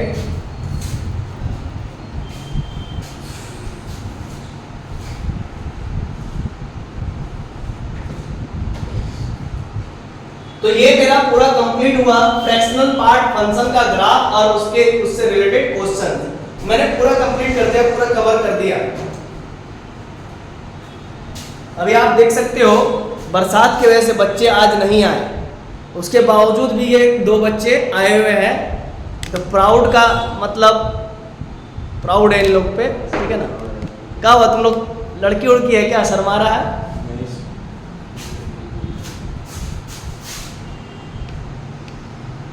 बारिश हो रहा था, बताइए। और नहीं सर, वो लोग एग्जाम था। अच्छा वो लोग एग्जाम था, तो एग्जाम में मतलब घर पे ही पढ़ना चाहिए ना। केमिस्ट्री का पूरा मतलब एग्जाम है। चलिए कोई बात नहीं। तो होते हैं कुछ ऐसे बच्चे भी जो एग्जाम की वजह से नहीं आते हैं, खैर कोई बात नहीं। चलिए अब आगे बढ़ते हैं। अब यहाँ पर ध्यान देने वाली बात यह है, कि अब हम लोग नेक्स्ट टॉपिक पर बात करेंगे, मतलब कि टॉपिक नंबर 4, और इस पे हम लोग कुछ क्वेश्चंस करेंगे। बाबू ध्यान दीजिएगा, है ना, ध्यान देना। Question number 9 NCERT exercise 5.2, question number 9 NCERT exercise 5.2। ये बहुत ही वीवीआई क्वेश्चंस है, नहीं ध्यान दे रहे हो ना, यहाँ पर पढ़ा रहे हो तो मोबाइल देख रहे हो, तो गलत बात है ना। Exercise 5.2 NCERT question number 9। Question हाँ, prove that the function f is, question है सर वो 4 में क्या लिख रहे हैं सर? 4 कहाँ 4? सर वो रोमन न्यूमरल में 4 क्यों दिया है वहां पर? ये टॉपिक 4 है ना, इससे पहले टॉपिक 3 चला था ना। ये टॉपिक मतलब वही रिलेटेड टू क्वेश्चन ही है ना। ये आज का लास्ट होगा, खत्म हो जाएगा। इससे question number 9 and question number 10 बताएंगे, तुम्हारा डिफरेंशिएबिलिटी खत्म हो जाएगा, तुमको पूरा क्लियर हो जाएगा, समझ में आ जाएगा कि होता क्या, क्योंकि एक लेवल वाला क्वेश्चन बता रहे हैं, इसी से पूरा क्लियर हो जाएगा। Prove that the function f is given by fx equal to modulus of x minus 1, ठीक है, x belongs to real number is not differentiable, ये डिफरेंशिएबल है नहीं, at x equal to 1 पर, ये दिखलाना है। एट x इक्वल टू 1 पर ये डिफरेंशिएबल नहीं है, ये दिखलाना है। बताओ, देखो बच्चा लोग, ये एक क्वेश्चन है, ये क्वेश्चन अगर तुम समझ जाओगे तो पूरा काम हो जाएगा कंप्लीट। प्रूव करना है कि फंक्शन f मेरा गिवन है इस प्रकार से fx equal to modulus of x minus 1। तो सबसे पहले लिखेंगे सॉल्यूशन, फंक्शन f जो दिया हुआ उसको लिखेंगे गिवन दैट, क्या लिखेंगे, गिवन दैट। तो given that function fx equal to हमारा दिया हुआ मॉडुलस ऑफ x माइनस 1, ठीक है सर। और x क्या है, x belongs to real number है सर। आप रियल नंबर में कोई भी वैल्यू ले सकते हो, 1 1.1 1.3 कुछ भी ले सकते हो। और दिखाना है at x equal to and so that, क्या दिखाना है, एंड सो दैट या we have to prove that, क्या दिखाना है, फंक्शन इज नॉट डिफरेंशिएबल है। कहां पर बाबू, एट x इक्वल टू 1 पर नॉट डिफरेंशिएबल है, इस चीज को दिखाना है। और इस चीज को दिखाने से पहले तुम्हारा बेसिक्स चीज बहुत इंपॉर्टेंट है कि तुम्हारा बेसिक्स नॉलेज है कि नहीं है, वो बहुत मैटर करता है। अब आओ तुम्हारा बेसिक नॉलेज को चेक करते हैं। क्लास 11 में एक फंक्शन पढ़े हो, क्या पढ़े हो भाई, fx इक्वल्स टू तुमने पढ़ा है मॉड ऑफ x, ठीक है ना। अब ये मॉड ऑफ x के बारे में हम लोग यहाँ पर चर्चा करेंगे। तो क्या है मॉड ऑफ x, तो मॉड ऑफ x का जो वैल्यू है वो एक बार तुम्हारा आएगा positive of x। Mod of x का वैल्यू एक बार जो आएगा वो पॉजिटिव ऑफ x आएगा, कब, जब x का वैल्यू ग्रेटर देन और इक्वल टू 0 हो, ठीक है। और मॉड ऑफ x का वैल्यू एक बार आएगा नेगेटिव ऑफ x, कब, जब x का वैल्यू लेस देन 0 हो। बताओ ये चीज समझ में आया कि नहीं आया, ये क्लास 11 में था, नहीं आया है कोई बात नहीं, हमको मालूम है तुमको समझ में नहीं आया, उसके बावजूद भी हूँ, अच्छा बात, नहीं आया तुमको समझ में, लेकिन तो भी तुम कहोगे हूँ समझ में, ये सबसे गलत बात है, ठीक है ना।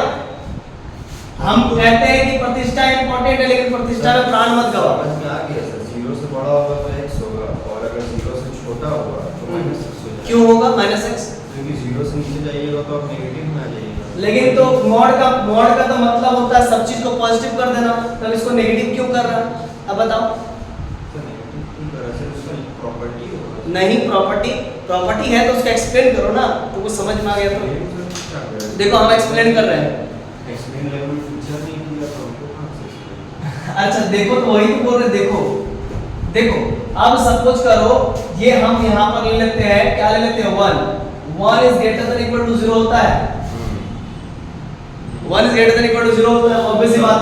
अब 1 रखेंगे तो क्या मिलेगा, 1 मिलेगा, पॉजिटिव मिलेगा ना, ठीक। अब जरा समझना, यहाँ पर -1 लेते हैं जो कि 0 से बड़ा है, ठीक है। तो यहाँ पर फर्क देखो, यहाँ पर तो भी क्या होगा, +1 होगा, और यहाँ पर तुम कह रहे हो -1 होगा। भाई तुम -1 भी डालोगे ना बाबू, तो यहाँ पर +1 ही देगा, क्योंकि मॉड फंक्शन है। तुम कह रहे हो यहाँ पर +1 होगा, ये -1 होगा, तुम कह रहे हो ना, तो ये तो सर आप कह रहे हैं, तो कि इसका मतलब आप गलत है। नहीं, हम गलत नहीं है, जरा देखो समझना, -1 है तो भाई माइनस तो रहेगा, देखो माइनस तो रहेगा। x की वैल्यू क्या है, x की वैल्यू क्या है बताओ, x की वैल्यू -1, तो -1 फिर से रख लगाए, आप -1 क्या होगा, +1। आप समझ में आया ना, इसीलिए बोलते हैं सीख लो, ये हो गया +1। इस प्रकार से काम होते हैं, ठीक है। चलिए ये चीज आप समझ लीजिए कि fx equal to mod of x, तो x greater than equal to 0 होगा तो x होगा पॉजिटिव, x लेस देन 0 होगा तो नेगेटिव ऑफ x होगा। चलो अब इतना समझ में आ गया हो, जरा इधर देखना, fx equal to modulus of x minus 1 रे बच्चा, तो यहाँ पर मॉडुलस ऑफ x माइनस 1 है, तो ये हो जाएगा नेगेटिव ऑफ, एक बार पॉजिटिव लिख लो, है ना, एक बार पॉजिटिव लिख लो, ये पॉजिटिव लिख लिया मैंने, जी सर पॉजिटिव लिख लिया। कब लिखेंगे, जब x माइनस 1 का value greater than equal to 0 होगा, अकॉर्डिंग टू दिस लॉ, ठीक है। अब देखो एक बार क्या होगा, ये तो हो गया कि क्या कि पॉजिटिव, एक बार होगा नेगेटिव ऑफ x माइनस 1, यानी कि ये कब होगा, जब x माइनस 1 लेस देन 0 होगा तब। इसको थोड़ा सा और इलैबोरेट करते हैं, और करके -1 अंदर मल्टीप्लाई करते हैं 1 माइनस x, कब होगा, जब x minus 1 is less than 0 होगा। इसको बहुत अच्छे से लिख लेते हैं एक बार और, fx equal to mod of x minus 1 equal to x minus 1 होगा कब, जब x minus 1 greater than equal to 0 होगा तब। और एक बार होगा 1 माइनस x जब x minus 1 is less than 0। ये पूरा मैटर करता है।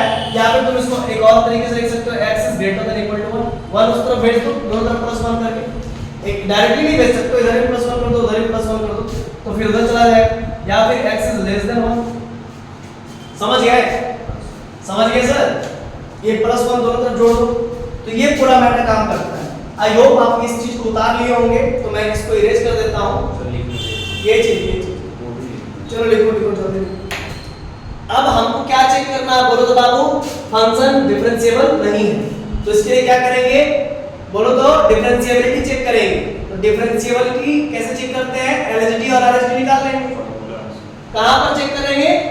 at x = 1 पर। बोल दिया ना, at x = 1 पर डिफरेंशिएबल नहीं है, तो at x = 1 पर ही चेक करेंगे कि डिफरेंशिएबल है या नहीं है, या नहीं चेक करेंगे।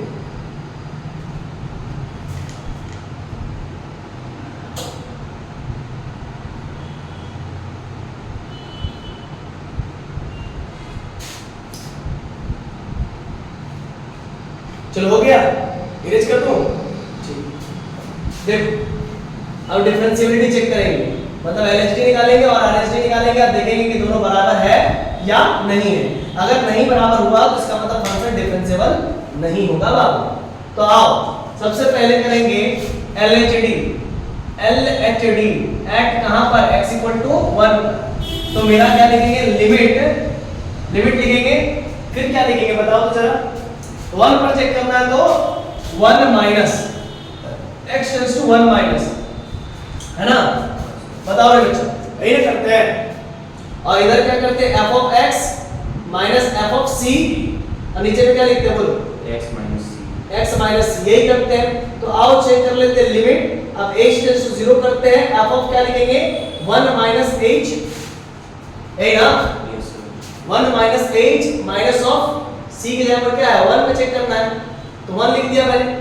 तो यहाँ पर भी c की जगह पर तब क्या होना चाहिए था? 1 होना चाहिए था। यहाँ पर भी c की जगह पर क्या होना चाहिए था? 1 होना चाहिए।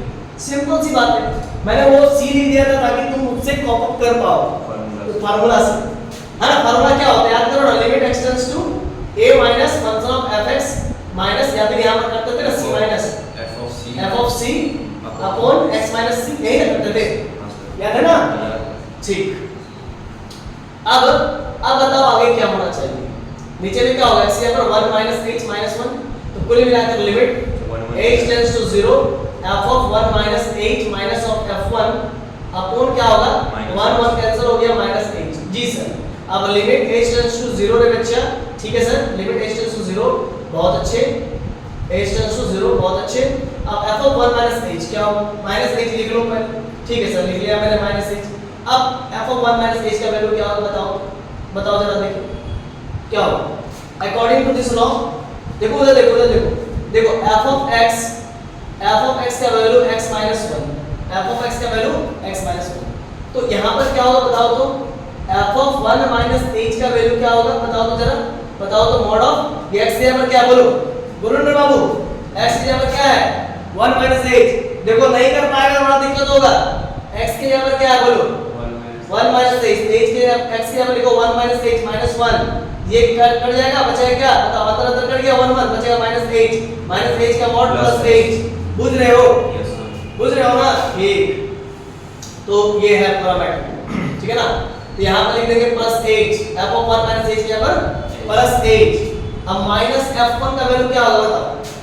f1 का वैल्यू क्या होगा रे बाबू? अकॉर्डिंग टू दिस लॉ देखा जाए तो बताओ क्या होगा? 1 minus 1 equal to 0, तो कुल मिला के 0। समझ रहे हो? तो इधर इरेज कर दिया मैंने, इधर इरेज कर दिया, ये समझाने के लिए था कि ऐसा था तो ऐसा होगा, ऐसा था तो ऐसा होगा। सिंपल तो है, कुछ था ना? अरे f की सेवा समझा जाते हैं, f of 1 minus h के बारे में समझ गए sir. f of 1 minus h नहीं, कुछ है, हमारे क्लास में भी कुछ स्टूडेंट्स हैं जिनको समझ नहीं आएगा बाद में, है ना? मैं समझ रहा हूं, उनके लिए ही बताना चाह रहा। देखो फिर से बता रहे हैं, f of 1 minus h x की जगह पर क्या है? देखो, अरे x की जगह पर क्या 1 minus h रखे, तो यहाँ पर x की जगह पर 1 minus h रखो, और ये -1, ये 1 कैंसिल हो गया, तो बचेगा माइनस ऑफ h का मॉड, ये पॉजिटिव ऑफ h। देखो पॉजिटिव ऑफ h लिखा है। अब उधर f1 है रे बच्चा, तो f1 के अकॉर्डिंग क्या करेंगे? Like this, function given x की जगह 1 minus 1 यानी कि 0। अब बुझे, अब नहीं पूछे तो बाबू हम नहीं कुछ कर सकते, ठीक है? सिर्फ मोबाइल देखते रहेगा तो कहाँ समझ में आएगा? अभी पढ़ाई कर रहा है उसके बावजूद भी व्हाट्सएप में घुस गया तो नहीं समझ में आएगा। एक कहीं ना कहीं से मैसेज घुस गया, तुरंत घुस गया व्हाट्सएप में, तो कहाँ समझ में आएगा? है ना? खा पी करके दिमाग को बढ़ाइए, सिर्फ पेट को बढ़ाने से नहीं होगा। क्या आज का स्टूडेंट सब खाता है, दिन रात सोते रहता है, तो कहाँ से बुद्धि खुलेगी? देखिए अब होगा लिमिट h टेंड्स टू 0, ऊपर में h आपको नीचे में -h, h कैंसिल होगा तो बचेगा -1। ये आपका LHD निकल के आ गया। अब आप उतार लीजिए LHD, इसी प्रकार से RHD निकालेंगे, है ना? RHD निकाल लेंगे, चलिए जल्दी कीजिए सर। तो ये जो 1 का लिखा है ये इसी में निकालेंगे? हाँ इसी में निकालेंगे। पहले इतना तो करो, उधर स्पेस नहीं है तो मैं कर लेता।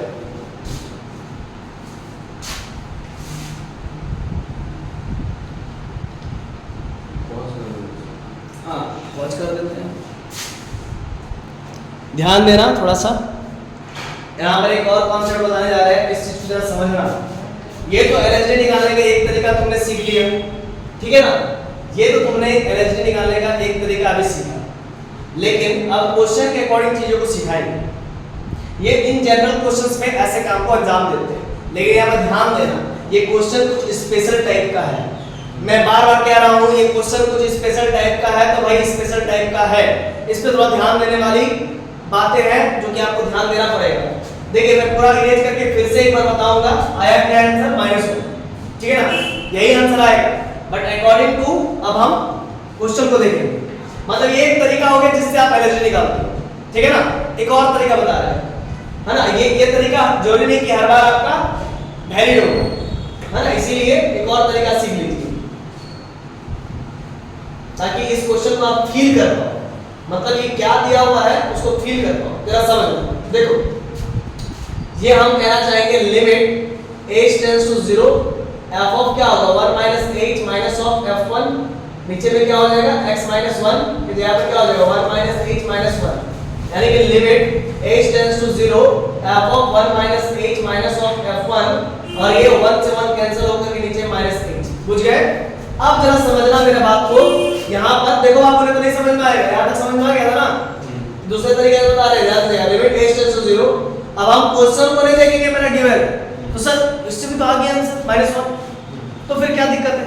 आ तो गया, लेकिन कई बार ये चीज वैलिड नहीं होगा, कई बार ये चीज हमेशा मान्य नहीं होगा, तो तुमको देखना पड़ेगा ये चीज क्यों दिया होगा। देखो इसको सॉल्व करते हुए ये चीज आए ना, इस चीज को समझो ना भाई। देखो एक LHD हुआ ना, लेस देन पर काम करेंगे, लेस देन पर ये लेंगे, RHD ग्रेटर देन पर ये लेंगे। यहीं पर आपको समझना है, यहीं पर बच्चा धोखा खाता है। देख लो LHD पर ये तो समझ गए कि कैसा आया, LHD पर ये लेंगे, RHD पर वो लेंगे, तो fx इक्वल टू, देखो भले ही मॉड ऑफ x - 1 है, तो मॉड ऑफ x - 1 का वैल्यू ये लेंगे LHD के लिए, मॉड ऑफ x - 1 का वैल्यू RHD के लिए ये लेंगे। बुझ गए? तो सर LHD में f ऑफ 1 - h का वैल्यू क्या लेंगे? 1 लिखो अपने मन से, माइनस ऑफ x लिखो, x बोले तो 1 - h, x बोले तो x के यहाँ पर क्या 1 - h, देखो x बोले तो 1 - h हुआ, अकॉर्डिंग टू दिस इसके चलो 1 हुआ, ठीक है सर? f ऑफ x बोले तो 1 - h है, तो 1 - x की जगह पर 1 - h, x की जगह पर 1 - h। बुझ गए? फिर माइनस f1 पर बात करेंगे तो 1 - 1 हो जाएगा, है ना? 1 - 1 हो जाएगा, नीचे में क्या हो जाएगा -h का -h चला जाएगा। समझे बाबू? ठीक है, अब क्या करना है, ये और ये हो गया, अंदर ही मर गया आपस में, ठीक है? और देखो बाबू, देखो लिमिट h टेंड्स टू 0, ये 1 - 1 कैंसिल हो गया, बचेगा ऊपर में +h, ये 1 - 1 कैंसिल, +h नीचे -h, देखो ले लेके -1 हुआ, तो उससे भी -1 ही आया, इससे भी -1 ही आया। चल वही ज्यादा शॉर्टकट था, उसी को कर देते। नहीं, बात बराबर नहीं ना, यही चीज जो बच्चा मार खाता, वो तरीका गलत।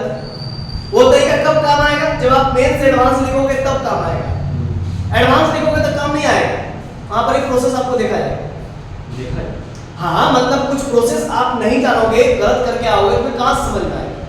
कुछ स्टेप्स रहती है ना, एडवांस में एडवांस लेवल की क्वेश्चंस बनती है, ठीक है? आपको स्टेप्स बना करके कुछ आंसर दिया रहेगा, है ना? तो आप गलत आंसर टिक लगाओगे तो गलत ही ना होगा, ठीक है? तो कहने का मतलब हम ये कहना चाह रहे हैं, यहाँ पर आप एक बात समझिएगा, कि स्टेप क्या कहता है, अकॉर्डिंग टू इधर चलो। अब मान लो वहां पर दिया रहा था 1 माइनस एक्स, अब तो गलत हो जाता ना, समझ रहे हो ना, इसीलिए हम कह रहे हैं अकॉर्डिंग टू इसके चलो, इसके अकॉर्डिंग चलो, ठीक है ना। ये जो लास्ट में आपने किया ना, इसके अकॉर्डिंग चलो, जरूरी नहीं कि हर बात 1 माइनस 1 आ जाएगा, कभी कभी गलत भी आंसर आ जाएगा, उससे चलोगे तो ये तरीका सबसे बेस्ट है। ऐसे बच्चा को खिचखिच होता है, खिचड़ी हो जाता है, क्यों खिचड़ी होता तो तभी देखते कि एलएसडी निकालने में टाइम लगा ना उससे। चलो अब हम लोग आरएसडी निकालेंगे। देखो आरएसडी याद रखना -1 है, अब आरएसडी निकालेंगे, इसको इरेज करता हूं मैं, ले लियो, ले लियो, इसको भी लिख लो। हां इसको लिख लो, यही तो मेन है, उसको हो सके तो तुम काट सकते हो, वो शॉर्टकट बता है, मेन से लिखोगे तब वो। चलो तो बच्चों फिर आगे बढ़ते हैं ना, ध्यान दीजिएगा। अभी क्या है कि मैंने एलएसडी निकाला -1 आया, इसको नोट कर लिया, अब आरएसडी निकालेंगे, ठीक है ना, ध्यान दीजिए क्या होगा बताओ। आरएचडी आरएचडी एट x = 1, ठीक है ना, तो limit x tends to 1 plus function fx minus का f1 अपॉन x - 1, ठीक है ना, बताओ यही ना, सिंपल सा तो है। अब क्या लिखेंगे, equal to limit h tends to 0, जैसे h टेंड्स टू 0 होगा, अब देखो आरएचडी में देखेंगे इधर x - 1 है, ठीक है ना, तो x की जगह पर क्या हो जाएगा बताओ, है ना। अभी रुक जाओ, अभी 1 प्लस h होगा ना, जैसे h टेंड्स टू 0 करते हैं तो क्या लिखते हैं, 1 प्लस h लिखते हैं ना, माइनस f1 और नीचे में क्या होगा 1 प्लस h माइनस 1, ये कैंसिल हो जाएगा, बचेगा लिमिट h टेंड्स टू 0, ऊपर में f of 1 plus h minus of f1 और नीचे में क्या लिखेंगे h। अब क्या होगा बोलो, अब क्या होगा बताओ, अब क्या होगा, वही चीज according to limit h tends to 0, जरा देखो f of 1 plus h, according to this चलो x बोले तो 1 प्लस h, तो यहां पर देखो अगर x का वैल्यू 1 प्लस h रखोगे तो 1 प्लस h, x के यहाँ पर 1 प्लस h रखना पड़ेगा -1, तो 1 प्लस h और -1, ठीक है ना। अरे भाई ये x है, ये x -1 अब माइनस f1 पर देखो x यहाँ पर 1 -1, ठीक है ना, और नीचे में क्या h ही रहेगा, 1 से 1 कैंसिल हो गया, क्या बोले x की जगह 1, फिर से इरेज करके बताते हैं सर वो पहला स्टेप हम समझ गए थे, ऐसे कैसे बताएंगे, 1 माइनस देखो 1 plus limit h tends to 0, अब यहाँ पर नीचे में h है उसको लिख दो, f ऑफ 1 प्लस h, देखो x की जगह 1 प्लस h है तो x की जगह 1 प्लस h माइनस 1 होगा ना, x की जगह क्या होगा 1 प्लस h और -1, x की जगह 1 प्लस h आरएचडी के लिए ऊपर वाला होगा, x की जगह 1 प्लस h और -1 है ना, x की जगह क्या 1 प्लस h है तो 1 प्लस h -1 x -1, अब -1 की जगह पर क्या रखेंगे बोलो, x मतलब 1 -1 ऑलरेडी है, x जगह पर 1 -1, fx इक्वल टू क्या है बोलो ना बाबू, fx इक्वल टू तुम्हारे क्या x -1 है, x जगह पर क्या है f1 रखेंगे तो क्या मिलेगा 1 -1 ना मिलेगा, हां। अब मान लो यही जगह पर f1 प्लस h, तो अकॉर्डिंग टू इसके चलो x जगह पर 1 प्लस h -1 है ना, x जगह पर 1 प्लस h -1, वही तो काम कर रहे हैं ना, क्लियर है कॉन्सेप्ट। चलो अब क्या है जरा ध्यान दो, ये 1 से 1 मर गया, ये -1 ये +1 कट गया, बचा लिमिट h टेंड्स टू 0, ऊपर में h बचा, नीचे में h बचा, कट के 1 आ गया, तो उधर LHD में -1 RHD में +1, तो दोनों बराबर नहीं है, जब दोनों बराबर नहीं होता तो फंक्शन नॉट डिफरेंशिएबल होता है ना। तो अब नीचे में लिखेंगे, नीचे दिख रहा है, नीचे दिख रहा है, तो देयरफॉर यहां पर लिखेंगे, देयरफॉर नहीं लिखेंगे, नीचे नहीं दिख रहा है, नहीं दिख रहा तो छोड़ दो, ऊपर ही लिख देंगे फिर, है ना। अब इसको हम इरेज कर देते हैं, है ना, इधर लिख देते हैं, तो हम लोग क्या लिखेंगे बोलो तो, कि मेरा फंक्शन डिफरेंशिएबल नहीं है, तो लिखेंगे सिंस LHD निकाले कहां पर at x = 1 पर निकाले, और RHD निकाले कहां पर, RHD निकाले कहां पर at x = 1 पर, ये दोनों ही बराबर नहीं हुआ, LHD पर -1 आया, RHD पर +1 आया, इसीलिए दोनों बराबर नहीं है, therefore function fx = mod of x - 1 and mod of x - 1 is not differentiable at x = 1, खत्म, यही तो था और कुछ था। चल जल्दी से उतारिए, यही चीज प्रूव करना था, बहुत इंपॉर्टेंट था भाई, वेरी इंपॉर्टेंट है। कल इसके बाद हम लोग आएंगे, बस एक और क्वेश्चन है और अंतिम क्वेश्चन, डिफरेंशिएबिलिटी का। इसके बाद आपका चैप्टर क्लोज हो जाएगा डिफरेंशिएबिलिटी का। इसके बाद आप आरडी सम बनाओ, एकदम बनेगा, श्योर बनेगा।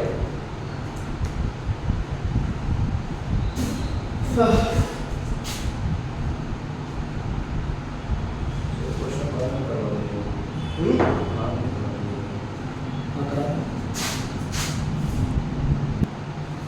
तो स्टूडेंट्स स्टार्ट करते हैं आगे की ओर। देखो ये जो है कि नेक्स्ट लास्ट क्वेश्चन है, इसको ध्यान दीजिएगा आप सभी। एक क्वेश्चन में दो question add. Prove that the greatest integer function, देखिए यहाँ पर ग्रेटेस्ट इंटीजर फंक्शन जो अभी आप लोगों को मैंने पढ़ाया उसका यहाँ पर इस्तेमाल होने वाला है। Prove that the greatest integer function fx equal to greatest integer function इसको पढ़ते हैं, और x का वैल्यू 3 नहीं होगा और 0 नहीं होगा, लेकिन उसके बीच का सारा नंबर होगा, is not differentiable at x equal to 1 and x equal to 2।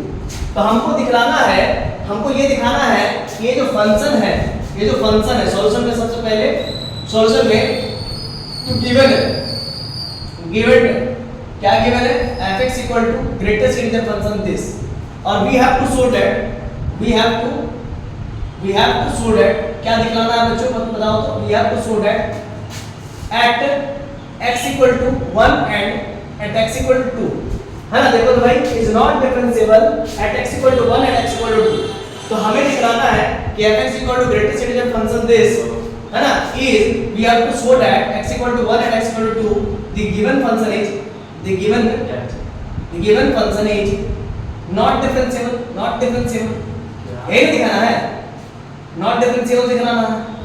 हमको दिखाना है कि at x equal to 1 पर और at x equal to 2 पर मेरा गिवन फंक्शन नॉट डिफरेंशिएबल है, यही चीज दिखाना है। तो इसके लिए दिखाना पड़ेगा, सबसे पहले तो हम लोग क्या निकालेंगे, at x equal to 1 पर हम लोग चेक करेंगे डिफरेंशिएबिलिटी, फिर हम लोग चेक करेंगे at x equal to 2 पर, और at x equal to 1 पर देखेंगे कि LHD और RHD क्या आ रहा है।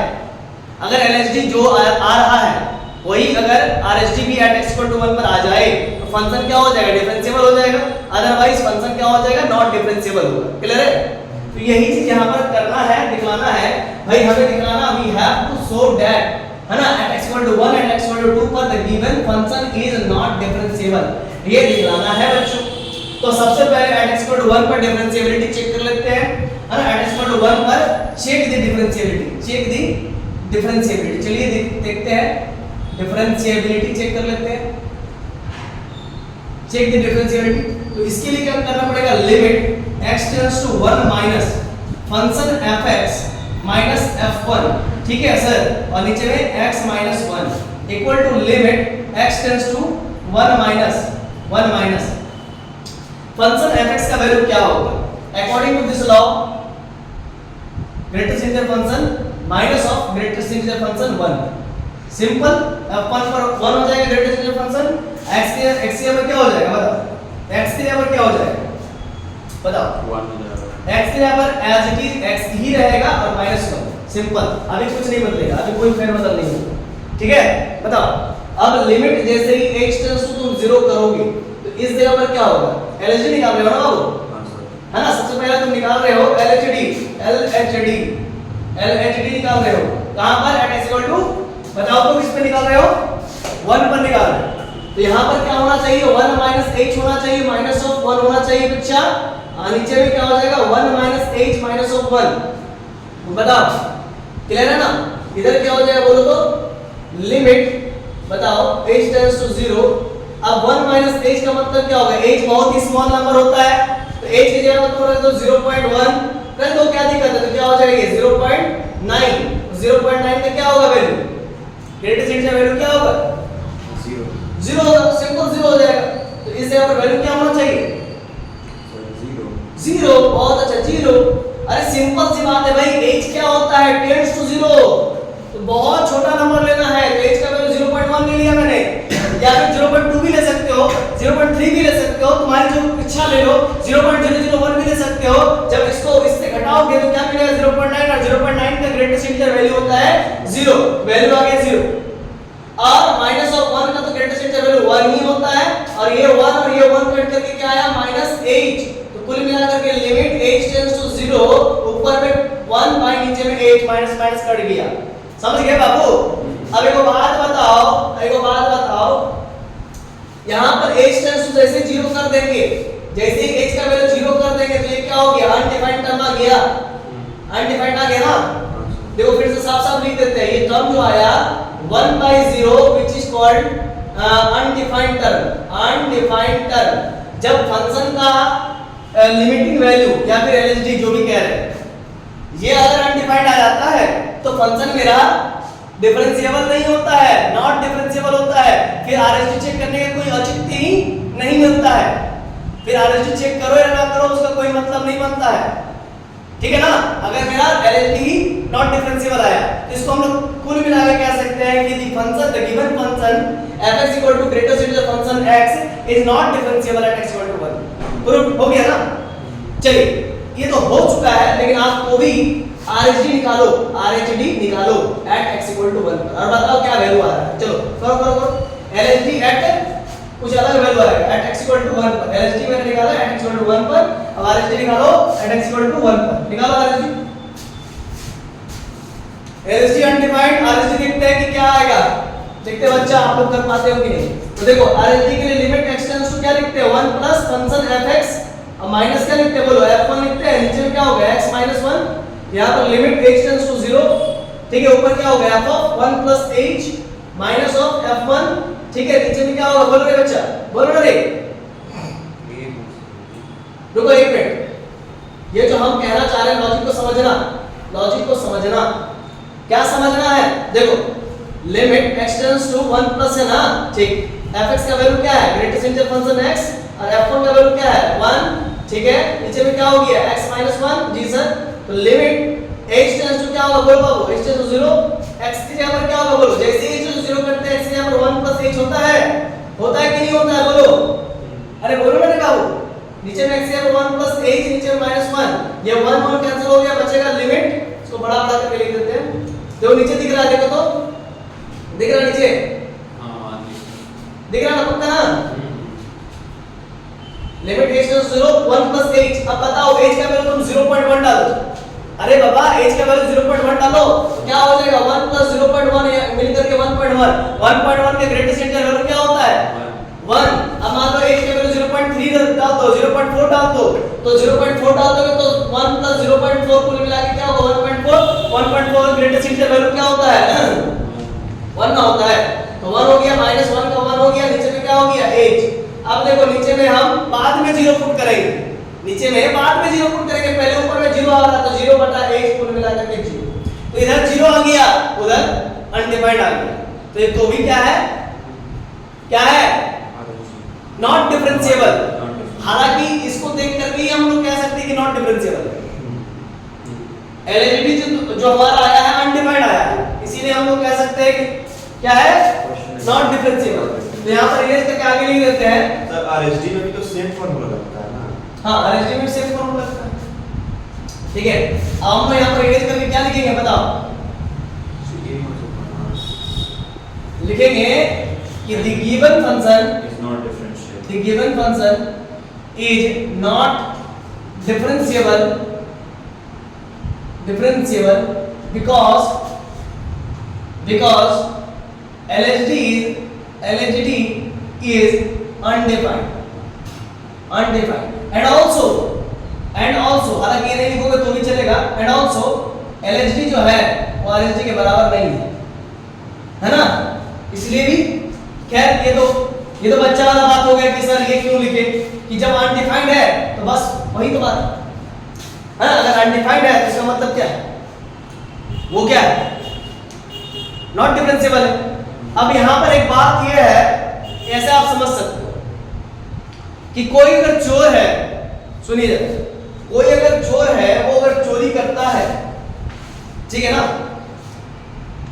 अगर वो अपने घर में चोरी करता है या दूसरे घर में चोरी करता है, दूसरे घर में चोरी करता है तो भी चोर कहलाएगा, और अपने घर में चोरी करेगा तो भी तो चोर कहलाएगा, चोर तो कहलाएगा ना, चोर कहलाएगा। तो उसी प्रकार से अगर LHD और RHD बराबर है या ना है, हमको से कोई मतलब नहीं है। वो दूसरे घर में चोरी कर रहा है या नहीं कर रहा है, हमको से कोई मतलब नहीं है, लेकिन वो स्वयं ही तो नॉट डिफाइंड हो गया। जो स्वयं ही अनडिफाइंड हो गया तो फिर हमको दुनिया जहान से कोई मतलब नहीं है, हम डायरेक्ट कह देंगे कि फंक्शन इज नॉट डिफरेंशिएबल, खत्म, टाटा बाय बाय, खत्म। अब हम आगे बढ़ेंगे, कहां चेक करेंगे? at x = 2 पर चेक करेंगे। डिफरेंशिएबिलिटी कहां पर चेक करेंगे? at x = 2 पर चेक करेंगे और देखेंगे हम लोग इस पे फंक्शन डिफरेंशिएबल है या नहीं है ना। आओ इसके बाद हम लोग देखते हैं सेकंड, दूसरी बात चेक करना है, इसमें भी देख लेते हैं कि मेरा फंक्शन, तो फंक्शन डिफरेंशिएबल कब होगा? जब LHD और RHD आपस में बराबर होगा। दूसरा वाला ऊपर नहीं अभी बता रहे दूसरा वाला क्यों होगा, देखो fx = greatest integer function this given है, गिवन दैट। अब हम लोग क्या करेंगे, ठीक है सर, LHD निकालेंगे सबसे पहले। LHD at x = कहां पर? 2 पर निकालेंगे।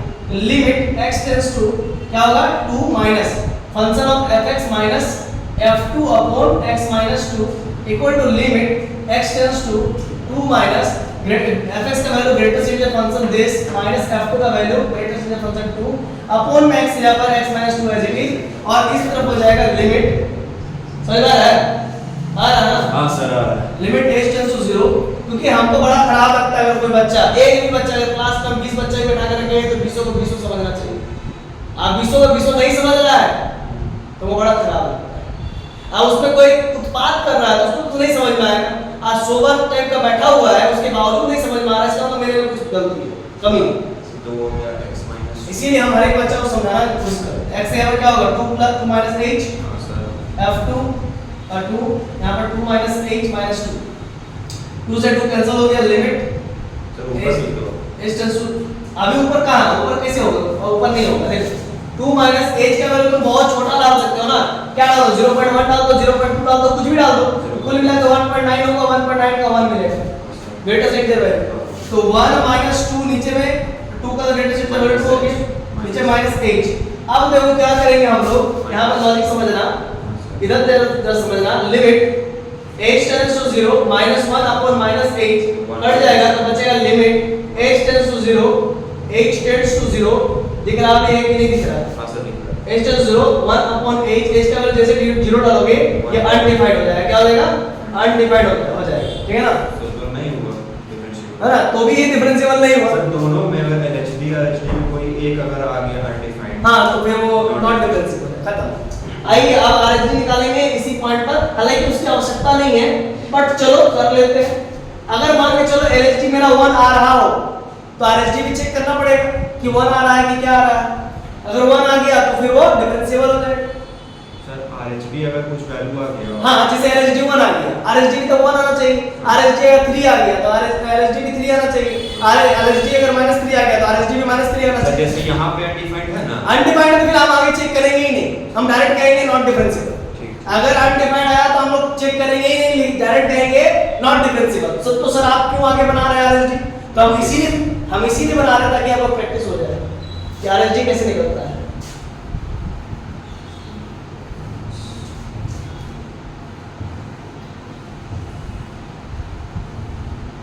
चलिए अब RHD at x = 2 limit x tends to 2 minus function fx minus f2 upon x minus 2, ठीक है। अच्छा RHD निकाल रहे हैं तो 2 प्लस हो जाएगा, क्या होगा? 2 प्लस हो जाएगा। लिमिट यहां पर x टेंड्स टू 2, ऊपर में क्या होगा? Greatest integer function x minus 2 upon x minus 2, इधर हो जाएगा लिमिट h टेंड्स टू 0, ठीक है। यहां पर क्या हो जाएगा? 2 प्लस h माइनस ऑफ 2, क्योंकि ग्रेटेस्ट इंटीजर फंक्शन का वैल्यू होगा। चीज फिर से समझा दिया। हां बोलो। सर वहां पर 2 - h क्यों लिखते हैं सर? 2 - h क्यों लिखते हैं? वहां पर याद करो लिमिट h टेंड्स टू 0 करते थे तो f ऑफ क्या लिखते थे? c - h लिखते थे, है ना? हां सर, इसीलिए लिखते हैं। तो सर c यहाँ पर क्या होगा? c जिस पॉइंट पर चेक करना है तुमको डिफरेंशिएबिलिटी, यानी कि 2, जैसे मान लो limit x tends to 2 minus लिखते थे ना, फंक्शन fx माइनस fc लिखते थे, 2 माइनस नीचे x माइनस c लिखते थे, सीधे 2 माइनस h लिखते थे। सिंपल सी बात है। मैं ज्योमेट्रिकल अप्रोच भी बता चुके हैं, ज्योमेट्रिकल अप्रोच भी बता चुके हैं। अब तुम नहीं कह सकते कि सर आपने बताया, वीडियो में पढ़ा हुआ है ना? जब लिमिट पढ़ा रहे थे तो सब बता चुके हैं। है ना, लिमिट जब पढ़ा रहे थे सर लिमिट हम सारा कुछ समझ गए, कैलकुलेशन भी समझ गए, बस वही पूछ रहे थे कि वहाँ पे देखो कर रहे हैं 2 प्लस h माइनस 2 से 2 कैंसिल हो गया, बचेगा लिमिट h टेंड्स टू 0। ठीक है, अब यहाँ पे देखो 2 प्लस h के वैल्यू 2 रखो, h के वैल्यू 0.1 रखो, तो क्या हो जाएगा 2.1 2.1 का ग्रेटेस्ट इंटीजर वैल्यू 2 होता है, 2 माइनस 2 नीचे में h हो गया, कुल मिला के 0/h यानी कि 0 ही हो गया। यहाँ पर लिमिट भी लगा दो, लिमिट h टेंड्स टू 0 है ना, तो 0/h यानी कि 0 ही हो गया, कुल मिला के फिर 0 आ गया। तो यहाँ पर फिर क्या लिखेंगे, आगे एक और लाइन लिखेंगे, इसके बाद इधर देखो इतना लिख लिया हो तो आगे करते हैं, इधर एरेज करते हैं, हाँ नीचे छोड़ देते हैं, लिखेंगे since function fx equal to greatest integer function this is not differentiable, not differentiable देख लेना, नॉट डिफरेंशिएबल बिकॉज क्या कारण है, because function fx is undefined, undefined या फिर ऐसे भी कह सकते हो कि because LHD